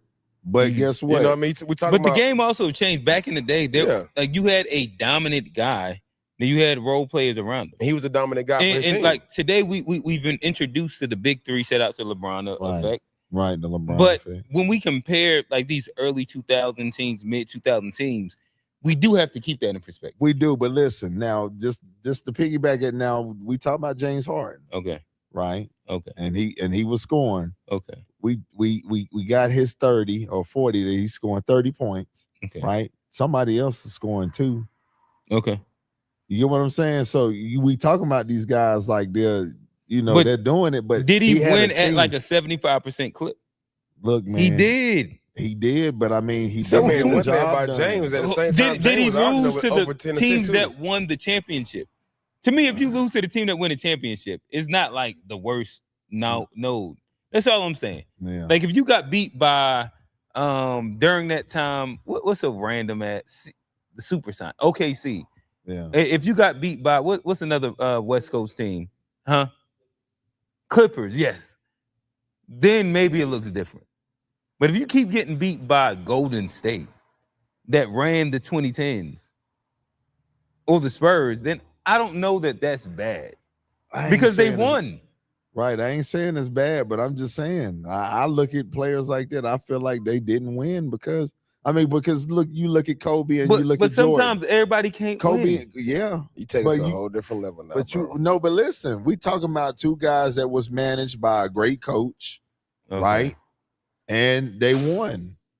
And we talking about 2 players that scored at this level and didn't win. But when the my thing is, do you look at Kobe and Carmelo as the same? No, I wouldn't say the same. But we talking about scoring wise. To me, like I think that in general, being less than Kobe and Kobe in his prime and losing to Kobe doesn't mean that you're a bad player or that you were detrimental to your team. It just means that Kobe was better. Losing to Tim Duncan in his prime and you know what I mean, like you just didn't get it done doesn't mean that you were a bad player. That's the point that I'm saying. Yeah. I think that both of these guys were really good players. But if you get beat by somebody that's in their prime that's better than you, it just is what it is. Yeah, but I don't think I ever said they was bad players. Y'all the whole point he was making about my lady for Wally is that she's a bad player that can't start on a. You said she can't be a starter on a championship team, right. And that she leads to like if you play her more, she's going to lead to way more turnovers and shit like that. Right. But I don't agree with that. But what I will say is there's players that don't buy in, and you hear the stories all the time. She could be one of those players. Could be. I don't know mean, if it's that's a reason I why don't know she only that's the playing narrative 20 at all minutes. that's ever been put There's two coaches that's giving her the same treatment. Chill, bro. Chill. What did he say? He talking about she's a woman, Cam Thomas. Chill, bro. Like, no. But no. I think that's so nasty, in my opinion, too. Yeah. Like Too far. the high school player of the year coming in, and in my opinion, in the same sense that it's easy to say that, it's even easier to say, and we see it all the time. And what to me is like the most rational thing is that coaches typecast players, and it's easy. Once you're typecast for 3 years, when I move somewhere, I have to fit into that role. No, it will follow. Or all it takes is just one or two things. Yeah, one time. If I guarantee you, if Dawn said, "Hey, leash," look, I used to, and say then you this, move it somewhere, guess what else you gonna have? A leash. I used to say this about. I mean, it's a different sport, but I would get in arguments with my brother about Sam Darnold. And what did he do this past season? He won a Super Bowl. They said he was a backup quarterback. He wasn't a starter. They would always say that. And I'm like, nah, man, he bigger than that. Okay. But, I mean, yeah, I guess he found a coach that could trust him one. You know but how many stops he made before then? He made a lot of stops. A lot of stops. That's the point. He made a lot of stops. That's the point that I'm making. And I think that just reality. I don't think that there's like 6 girls inside college basketball that can do what Fuwala can do. Right. She's different. No, she's got different. talent. Yeah. I don't think that she fit the system. I think that she's way better than Haley Van Lith. Mm. Haley Van Lith went there and she had a starter narrative to her. That's the only reason why you play her. I think that you put them two inside a court, or do you look at their stats, the game, whatever you want to look at? Fuwala Schmack. He said, is she better than Flau'jae? I don't know. We got the stats pulled up. We can look at it. I don't know. But I think that Flau'jae's a really good player. They don't play the same position. I don't. Again, I know who scored more, had more blocks in this. Whatchamacallit? Blocks and steals. Hey, audience, look. If you don't hear, if you ain't active listening to Q, he's about scoring. It ain't no. What he ain't taking you on a date. He want to score. You're not getting a date out. That ain't it. Listen. What do we call? Listen.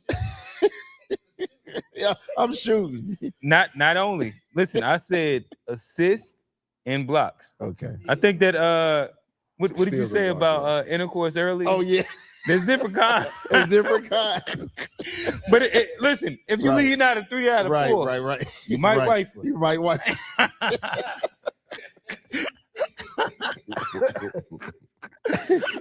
That's all I'm saying. If you're only leading in one, listen, there's variables. Right. Shout out to Meg Thee Stallion and Klay Thompson. Right. Huh? Yeah. All right. So let's go ahead and move off of this now. But fellas, we've wrapped this one up, the transfer portal. Was there anything else that y'all want to tap in? I know, Wayne, did you throw something into the chat? Oh, I think we just a shout out to, we kind of alluded to it though. Since the last time we talked, of course, the NCAA tournament, Final Four, all those things happened. We kind of alluded to, LA Cadeau in Michigan, but now the playoffs have started and we're, kind of getting into that mode now. I am seeing a trend when it comes to like Detroit right now. Oh, them boys look. I wish the Hornets would have won. And that's what I was about to say. Like, that's one reason why I was, so hopeful that we would have gotten into that A spot, because from what I was seeing at the end of the season going into the playoffs, that even though Detroit has the best record and been the best team in the East, they're inexperienced. Yeah. And it's truly showing right now with their inability to get an easy basket when they need to. Mm-hmm. And Orlando got the straps on right now, and they are getting BTA, and and it's been a good thing to see for them, for Paolo take that next step, but also hey, Desmond Bane has been a beast out there, and I like Black. Mm-hmm. He played defense too. Hey, Anthony Black is playing. You His know, brother, his brother going off on the circuit shout out right to now. his brother Lil Beckham too, though, because he going off on the up circuit next. right now. He is up next. I seen that windmill he put down. Yeah, Beckham Black is definitely up next. But I mean, how y'all feel? I mean, have y'all been tapping into the playoffs so far? Yeah, a little bit. What's been my favorite series? Oh, the Denver and Minnesota. Always they back. They on right listen, now. listen, Matter listen. of fact, I just love watching an engaged Minnesota team play defense. Oh, nah, for sure. It's so fucking beautiful. Oh, nah, for sure, bro. Mm-hmm. Like when they care to play defense, it just be different every time. Mm-hmm. I'll be like, God damn. Like I'll be so. You think they cross, turned over, and you know what I mean, hit somebody with a three. Man, the way they started off last game, and they talking that talk. Oh man, they had Denver flustered. I've never seen Jokic so flustered. Yeah, Jamal Murray looking like a shell of himself because McDaniels got him on the clanks. Yeah, Gobert is finally understanding how to back up and be 7-2 and not quit going for every daggone shot fake. Mm-hmm. Ant-Man is locking up. Then the sumo come off that bench with that speed. It's been beautiful to watch. DiVincenzo. I mean, just. The names go on, and when they bring them in, the defense stays the same or even increases. Even Julius Randle's playing defense. That's the great part about it. Like, they got him playing defense. So, I mean, like you said, it's been one of my favorite series right now. Denver's actually up by 2. How many minutes in the left? third quarter? 2 minutes to go. Right. So I ain't gonna lie, I stopped watching, man, after my Hornets. I was kind of. I ain't gonna front. That hurt though. Yeah, it did, man. That did. That hurt. Anytime we've lost in the play-in, it's been bad. Yeah, man. I'm like, make it a game. Like, I just was like hoping that we just did something, but we couldn't recover. They couldn't throw the ball. But that is unfortunately what happens every play-in. Yeah. Like I think like the Hornets might be like 0-4 in play-in. Yeah. I want to say we're 1-4 now. We did. Well, I guess when I say play-ins, I mean the like game to get into, being able to get out. Yeah. In the last game, always be bad because they've won a play-in, but then lost like the next game after before as well. Yeah, Atlanta beat us by 40. Indiana beat us by 40. That was nasty. Yeah, bro. And that play-in game, it's been a 40 ball. Crazy. We just couldn't recover, man. They hit us in the mouth and we couldn't recover from and Orlando just defensively, bro, they stout. They're on a whole different level too. That's the series I've been watching. I like that. That reminds you. I told somebody the other day that series remind you of the Knicks and the Pacers. Back in the year, you know what I'm saying, when you had Miller. It's at least 3 flagrant fouls every game. Yeah, Isaiah Stewart is getting the flagrant one each game. And I'm gonna be honest, Cade Cunningham starting to look a little Kobe-ish, dog. Like he like one of the faces, bro. He up right now. He said he's one of the faces of the NBA. Yeah. He looking like it, bro. I mean, for especially American-born players. Yeah. I honestly, I mean, the boy he was scoring damn near 30 a game and 10 assists and shit. You know what I'm saying? Like, sure. At one point. That's interesting. I hadn't looked at him. Cade looked good, bro. He looked like that faces that the NBA conversation going into the playoffs. Yeah. I ain't gonna lie. I had a bit of like it wasn't like directly faces, but Ja Morant just previewed them new sneakers. Yeah. They fire. And I was like, damn, like Ja, all he got to do is win 2 series. He ain't got to win a lot. Like, but all his shoes sell out. Yeah. He got the hottest sneaker line out there. Right. All Nike's waiting for him to do is just win a little bit because of the face of the league is all for him. I just got it. What was it though? Dante DiVincenzo. Oh, okay. Man. But let's keep moving. We gonna go in sorrow in a second. Is it DiVincenzo or Anthony Edwards went back to with an injury scare? And that's the other one that I was gonna say. I think Ant's up there too. Yeah, he is. Ant, when we talk about face of the league, of course you got Shea. To me, I think you got Shea, Ja, Ant, Wemby. Yeah. They're in the runnings. They are.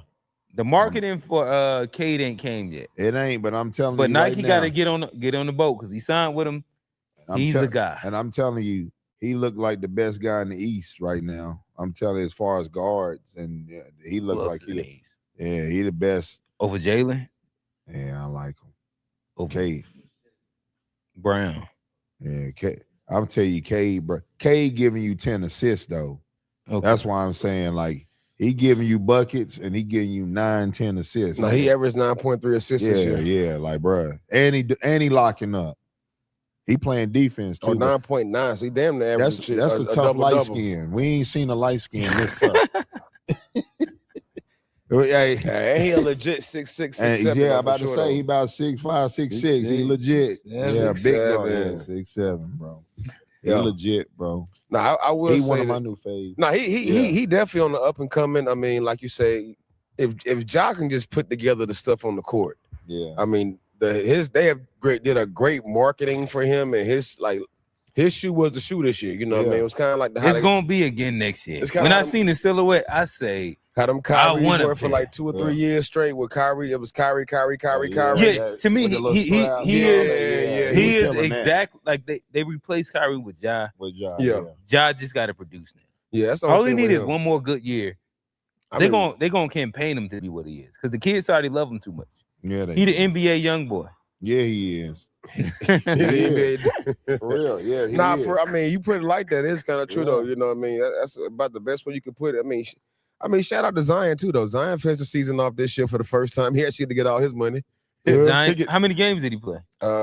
He played. Let me see. He got 62. Damn, he was quiet this year though. Quiet 21. And a bunch of losses. 5-6 rebounds, 3 assists, 1 steal, 1 block. Yeah, that's good role player. Are y'all hearing the new rumor about Bam Adebayo in Charlotte? I would like that. I did see a trade. Expectation, but they said Miles Bridges. It was Miles and Grant Williams. Get his ass up out of there. Yeah. Listen, we need to cut Grant Williams anyway. Man, he was out of pocket shooting that damn ball. I don't know why he needs to be on a team. He was better injured. My bad. Providence Day. He did go to Providence Day, but he went to Providence Day. No, I mean, you ain't gotta love. You love everybody from Rock Hill. I know some guys that you personally dislike from Rock Hill. Well, I will say Grant did fill a role in for as far as a vet that had been there. Yeah, you know what I mean. But he just ain't got to get on the court though. I mean, he had some good moments for us. Though. What McConnell do? Sat on that bench, cheered. No, was a vet leadership. But I will say Grant had some good moments as well. You know, I mean, sometimes the good don't outweigh the bad. He just his bad moments just showed up at the wrong time. But you got to think about the game before that. Grant had 17. He was out of pocket when he got injured. You know what I mean? You see him like he was trying to do a crazy little move. He always trying to do something crazy. Bro, your body mass can't carry all that, dude. Just go get down here regular, bro. I mean, Trey, what you think about Grant Williams? Leave him. Keep him. If it's for Bam, I want Bam. No, just in general. Next year, are you happy to come back or not? It wasn't no starter. I always cheer for the hometown guy, but we don't need him. Wave him. Wow. Wow. I always cheer for the hometown, but we don't need him. That's crazy. So what is it about him that y'all are just like so adamant about not having him on the team? He gives us nothing. I think if you watch him, he don't. I'm be honest. I think that he makes bad IQ plays. He do. I be in there, I be like, why do that every single time? Why'd you shoot that? So he don't make good IQ plays. Minimal. Wow. I think the kids. He's an enforcer. I think the kids be like, this is like a rap song, and they be like, it's fourth quarter, 2 minutes. Why Batum in? Right. That's how I feel about Grant Williams. I mean, on paper, he supposed to be a good 36 games coming off a torn ACL. Yeah. 19 minutes, 20 minutes a game. Okay. 7 points. That ain't for Wiley shot numbers. For daggone 40% from 3-point line. He did? You said Grant Williams? For real? Yeah, Grant Williams. He took 3. He had to take 4 3-pointers. Yeah, 6. Man. 4 when rebounds, I seen him shoot, he 2 assists, under 1 turnover. His plus minus is +5. Let us stop, I don't man. like we already I feel what you're saying, though, but hey. We can hate on the league. Yeah, though. right. We can hate on the parents league. will get mad about right, that. The league, right. I got you. Hey, my teachers on. I'm just curious. Don't say everybody is Charlotte kids. I don't know. No, not even that though. Shout out to I Jordan. watched every game and I seen a lot of things he did when he did play, that helped us win. Yeah. Okay. You know what I mean? From the fact that he was a small ball 5. I mean, you know what I mean? Mean that he's every bit about 6'4", 6'5". Yeah. He'd play the 5. He'd guard 1 through 5. He could switch on screens. I mean, rebounded well. No, they lost. I think that's the year they lost to Golden State. Getting the championship don't make you a good player. I think I like the version of Grant Williams when we got him in the trade. When he came back, I just didn't. I hated that one too. I ain't a Grant Williams fan. I think you just okay. Teach his own. Teach his own. I mean, but if we were to get a Bam back for anything, I like Cade from Miles. I like LaMelo Ball. Right. I like some light skins. He's just one of them light skins I don't like. I'm gonna be honest. Yeah, I hear it. Yeah, I ain't never really heard you say that about a play. You like, I'm not a big. Yeah. Me and QJ watched the game and we both don't like. Okay. It just is what it is. Okay. Damn, Grant. He was better at Boston. That's because he was scared at Ime Udoka. Oh, okay. And Brad Stevenson. Yeah. Well, I mean, it teaches on. Like I say, you got 1 out of 2, Grant, that won't keep you. You want to keep him? Or he can care less. He's not a Hornets fan. Okay. He's not a Hornets fan. He don't care less. You don't care. All right, Trey. I know that you swarmed the group chat with a couple comments. Comments for topic suggestions. What else we need to hit? No, I feel like I think we got good enough material, man.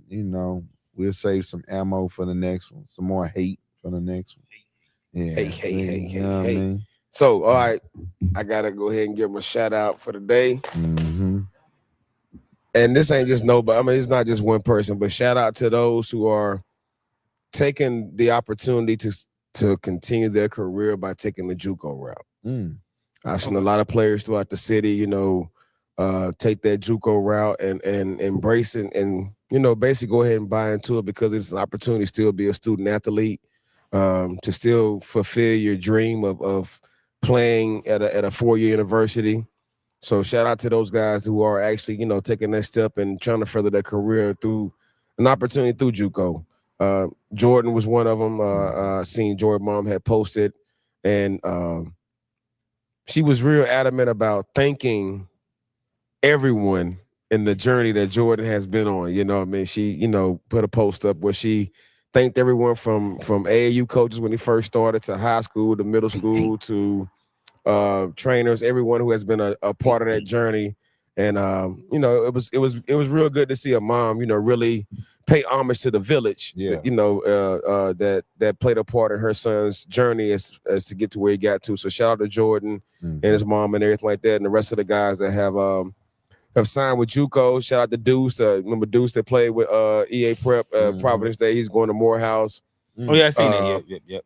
If I'm forgetting someone, please, it's nothing personal. It's just ones they kind of just hit my mind. That I talked to more recently than anything else. Ted over at Chambers. Oh yeah, Ted Chambers. Also, he got one. Who he's going to JUCO as well. Okay. Shout out to was it Caldwell? I think Caldwell as well. So I think him and Jordan will be going to the same school. Matter of fact, shout out to this is one of the ladies working at my school. Her son Miles Linton over at Rocky River. He got an offer from Coker down in South Carolina, D2 school. Yeah, so So shout out to kids that are getting these opportunities to further their basketball career at many different levels, be it D1, D2, JUCO, NAIA, D3. I mean, the objective is to be able to get us to further your education, the student athlete, and get opportunities to keep playing the game you love to play. So shout out to all those guys and young ladies as well. Misa going to Fort Valley State. One of ours, she's still waiting for her test scores to come back, but she did commit to Winston State. That's June Wallace. So, shout out to these student athletes that are about to graduate and continue to the next journey of their career. Okay. And I guess just asking, you said that your mom said, you said from like Grind Academy. Yeah, she she went down the whole a list of thanking coaches, and from Team United to Grind to CG something. I'm not sure. I'm charged to my heart, not my mind. I think even Anthony Morrow Elite, Northside, Morrisville. I mean, Everybody. everybody, Rocky River. So she paid homage to anyone that has. I mean, to all the trainers that may have trained them as well. She gave a shout out to all them. So just kudos to her for bigging up and giving, showing Would love. Would you say to that's like the Charlotte community kid?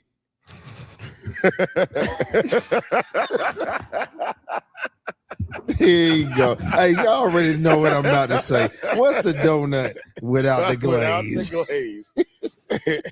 Hey, shout out to the village, bro. Man, to the village and everyone who played a part and got to witness that kid's journey, man. That's all it was. I think mom was very adamant of wanting to just to let it show be appreciation. Right. Show appreciation to the village that she said it out played a the part. Village, not the community. The village, the community, the city. I mean, including other city. You know what I mean? Because it was Morrisville too. So she the whole included all the 704. cities. Give him another drink, Johnny. I'm chilling. Yeah. No Hey, drinks. look, here. man, No I got to drinks shout here. out to a big fella from Columbia, South Carolina. We played him in a tournament. His name is Caleb Williams. I seen a couple diamonds in the rough. I tried to look at the grassroots in the Phenom tournament and just look at the up and coming guys, 6th grade, 7th grade. And I just wanted to look at them more. We do a lot of shout outs, and most of it is being more high school based kids, showing them love. But just wanted to shout it out, that young man, because he looks like a grown man on the floor. He got a grown man body.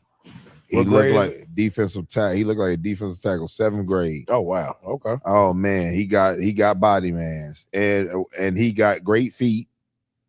And he hit my player with a crazy little drop spin, and that's when I knew it was real. He looked at me like, "Coach, what you want me to?" I said, "Front him. Don't let him touch it no more. Just don't worry about defense. You look at him. Don't let him touch it no more." Because he was equipped, and the biggest part, the wowing part about him was he actually had guard skills. Like I seen him catch and like hit him with the little short jab and long jab and like pull up for a 3. And I was like, the skill set. These kids like, crazy they now, working on him. That. The skill set for these kids is, I wouldn't say it's better. Right. I feel like it's just more polished. It's like they're doing more. They're a little bit more polished in what they're doing at an early age. I think that we have to say it's better. Because they have access to way more information. Well, I would say that. I think that like there's other things that comes with it, like the LeBron effect, like the mindset that we had better. Yeah. But skill set, I think it's hard. Skills wise, these kids got trainers in their homeschool. They going to trainings 3 days a week. Man, I see. I see kids every day that's training from 2nd, 3rd, 4th grade every day. You know what I mean? And just seeing their games grow. And I will say, training has provided them with a higher skill set. Mm-hmm. I feel like where it still is a big divide is the IQ for the game. Yeah, I agree with that. You posted a post. What did that post say? Which one?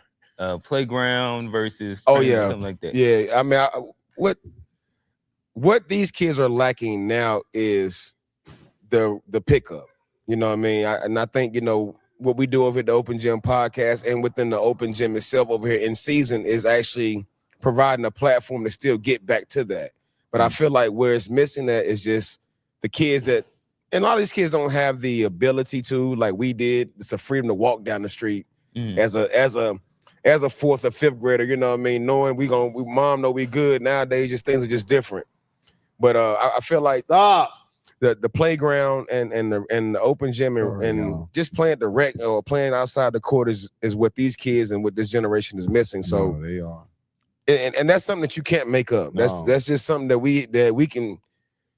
That they're gonna say, oh, that y'all old, but that's just something that we were able to do that they won't be able to mimic again. Right.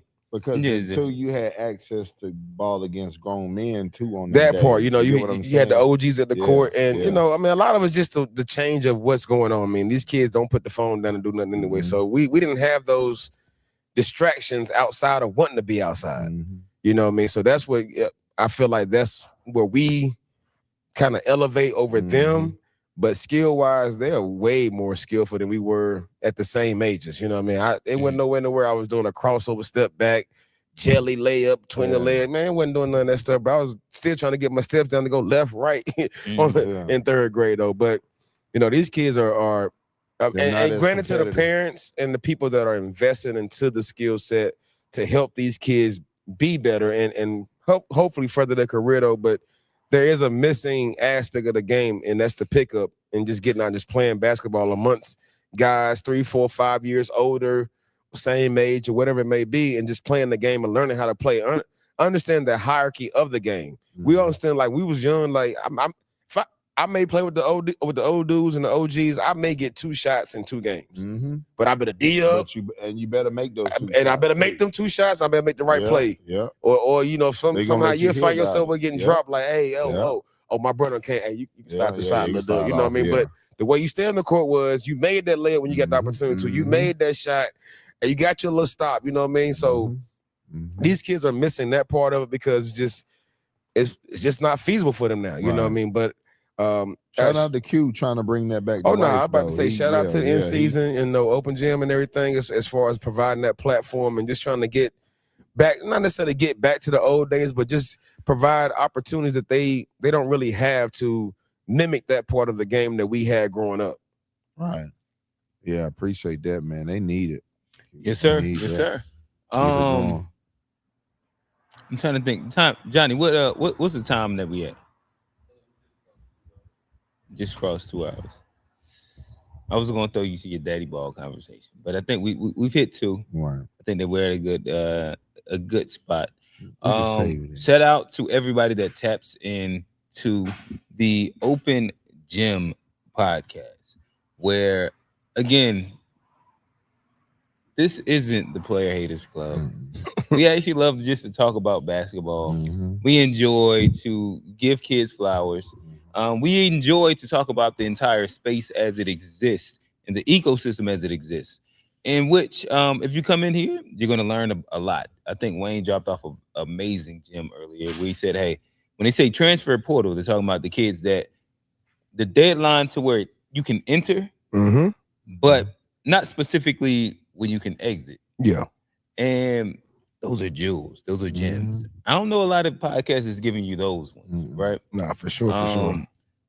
Like daily, we're giving gems. Sometimes you have to excuse our engineer, Johnny. He's going to tell you that my lady for Wiley, she can't win a championship as a starting point guard. Whatever. We can't. We're not going to go down that road again. Please don't. But we are here to big up players. We are here to big up the community. If we do give critique and criticism, this is typically something that is voiced by more than just us, and we're just a speaker for the masses, conversations that we hear inside our ears. In which, again, division doesn't happen here. Division happens on how you take our words and you internalize it, and you look at that as like, oh, we're specifically talking to you. We're not specifically talking to you. I promise you. We're talking about things that everybody talks about in general. And that's why if we talk about podcasts in the city, nobody's getting the engagement that we get because of the points that we're talking about are relevant not only to the city, but to the masses. And I just wanted to make sure I circle back and like hit that point where, again, hey, fellas, get out your own way. These are conversations. These are points that everybody's having. We are not specifically siloing anybody, any group, any organization, any trainer, any program, any high school, any kid. These are basketball conversations. So let's make sure that we keep it at basketball conversations because we want to make sure that we continue to grow the game of basketball. I think that if we speak about like the energy that happened in the city this past year, I think that we egged some things on that allowed for really, really great basketball. I think we did. And again, like I said, parents, if you want your kid to be bigged up, we don't even name names even when we critique. Let's make sure that, again, like allow a fair space for conversation. We all love to like whisper in somebody's ear some bad shit, but y'all hate to hear it like even things that you can assume could be considered as your kid. And this is where I'm saying, like, if we want platforms, we want places and spaces, we want conversations to help grow the game. Again, this isn't a Charlotte podcast. This is a national podcast. You can look at our comments and see who comments. It's different areas. Is different checks that comment. We're not talking about you. I promise you. Fellas, I just want to make sure. No, I think you said it. I think you said it clear, concise, right to the point. Everybody know us. We've been doing this for a minute. We didn't share this journey together, and people know what we do and what we bring. So for comments to get misconstrued, you see it, you look at it, it's foolish. And I might partake in a comment and I might get my, try to get my little point across. But at the end of the day, people know what we do and who we are in the city. And I had a great conversation with a person that people thought I didn't like. I ain't gonna say no name or nothing. He know who he is. He know who I am. I seen him in the gym and we talk like men. And it was like, look, this is what it is, and he told me what it was, and we good. We're in a good space. But if you look at comments, people will think, no, that ain't what it is. People can turn and twist stuff, but people know truly we are who we are, and in a space we're a neutral ground, I would say, just like the news reporter. The news reporter just gonna report the news. A journalist, journalists. They just gonna. And that's what we do. We hear it, we speak about it. I feel like I feel like everybody want to know, not just one person. You know what I'm saying? Everybody want to know. Want to know what's crazy as I throw it to Wayne? It's rarely a conversation that we even agree on. Right. Take your time and listen to us. Right. We go back and forth. Yeah. Wayne. No, I mean, everybody checking boxes. We all, gonna close out the right way. Yeah, I will say, I mean, I've learned to be in this space in many different aspects, and I know for sure everybody ain't gonna like me, ain't gonna like us. Might not like what I say, may not like how I am, may not like how I coach, might not like me. She was a dad, who knows? You know what I mean? Hey, who cares? Hey, you know what I mean? But I will say, one thing you can always do with all of us is respect us as men. Right. And as men, as fathers, more than anything else, we have been a part of this game in this city for a while. And it's all love when it comes to these student athletes, these young men and young women coming up in this game that have came up through the game, have gone on to do bigger and better things. It's all love. What we're here for is to give you our accounts of experiences, our accounts of things we've noticed, we've learned from, we've done bad, we've done good, and and the things we will continue to learn in this game as well. We may learn it all together through this podcast. So I do appreciate those who don't necessarily agree with me as a person, still watch the show, still are able to obtain jewels, information, knowledge from us, be it me, be it Trey, be it Q, be it someone behind the scenes, be it one of our guests. And we're going to continue to bring that to you.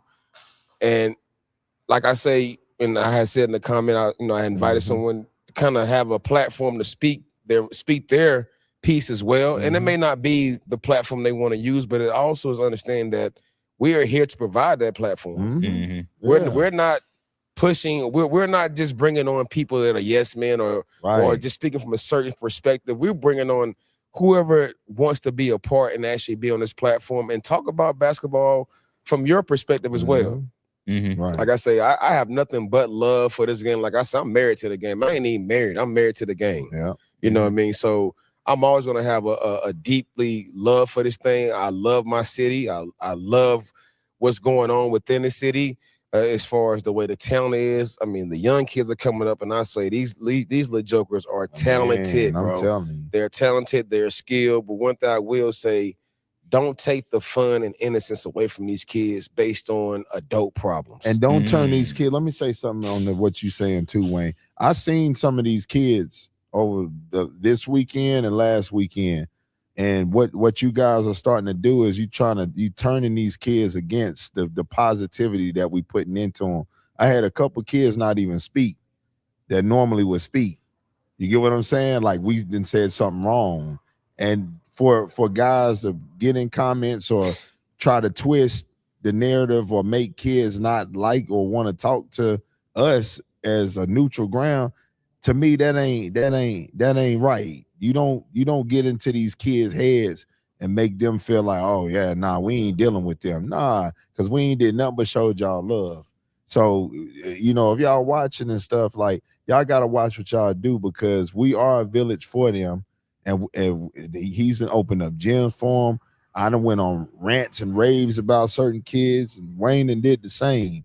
You know, at the end of the day, like, so don't have these kids out here, because little do y'all know, we are ones that could get asked about these kids, and we could deliver a message and say, hey, nah, you don't want to do that, and block a door for that kid. So what y'all teaching them is the wrong thing. Don't teach them to do that, because you could block that kid's next blessing. Don't teach. He should be neutral and responsive and talk to and speak to every person, not just us, that they see. Don't have these kids walking around not talking to people. So y'all coaches and whoever, y'all got to stop doing that. Don't do that with these kids. And specifically, just to kind of round off this whole conversation, on the Open Gym podcast, I would love for y'all to scrub through all of our episodes. And tell me where we have ever talked negative about any kid ever. None of that has, like, it doesn't exist on like the internet. Again, like, except for Trey. Trey done talked about his own son, so that's the only one. That's the only one. Wayne.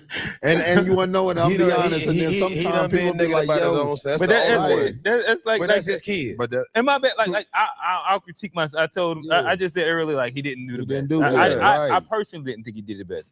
Whoever thinks that he did great, cool.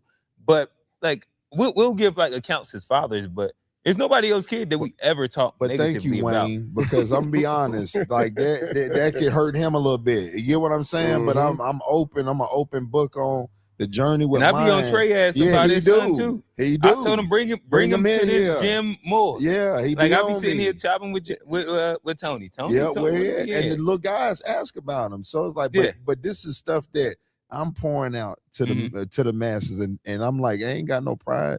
This is what happens. So if I can talk about my own, you know, I'm gonna say something about somebody else, and it ain't gonna be bad. It's just gonna be, if it's critiquing, it's just your own POV. And listen, the Glaze King gonna go live after them games. Oh yeah, after the game, you know it. Listen, don't be offended. These are Trey's opinions. Like this is his opinion specifically. And we don't even necessarily agree with it. No. And guess what? I was getting so much positive feedback by people like, yo, keep doing it. I'm like, it's just for the city, man. Yeah. Again, we just having a quick powwow. Yeah. I'm also say this. I also don't care. Yeah. I'm also be honest and real. Like, I don't care if y'all niggas, if y'all want to, I am cool with like playing that role. But the reality is that if you check the film, if you check anything that we've ever said, that's not been energy. Right. But I also am cool with reciprocating energy. Right. Again, I'm not like we could just like, again, I'm cool with like reciprocating the energy. Right. And I love everybody. Right. Like, everybody, I love the community. We are here to build the community, but at the same time, he don't care. That I don't care. We'll just leave it at that. He said, and if that, like, that's the energy you want, listen. Not me. Listen, everybody knows where I'm at from 10 a.m. to 11 p.m. I'm here. I host multiple open gyms. I'm at everybody's high school games. Right. I am around. I'm not like a small person that like just fits in rooms. I'm tall enough. You can find me. I'm always available. Right. We can sit and have a regular conversation. Right. Or however you feel about the conversation. I am completely here. I'm right here. Right. There's like, I'm not hiding from anything I say, but I'm also gonna be like, I don't shit on anybody. The platform doesn't shit on anybody. Right. And I want to make sure that we kind of like iron that space out. Right. Well said. Yes, sir. With that said, from coaches to casuals, grassroots to the league, this is Open Gym. I'm Coach Q. Coach T, who I be. Coach Way Too Nice, Coach Wayne. Yes, and we out. Peace. We out, baby. Peace.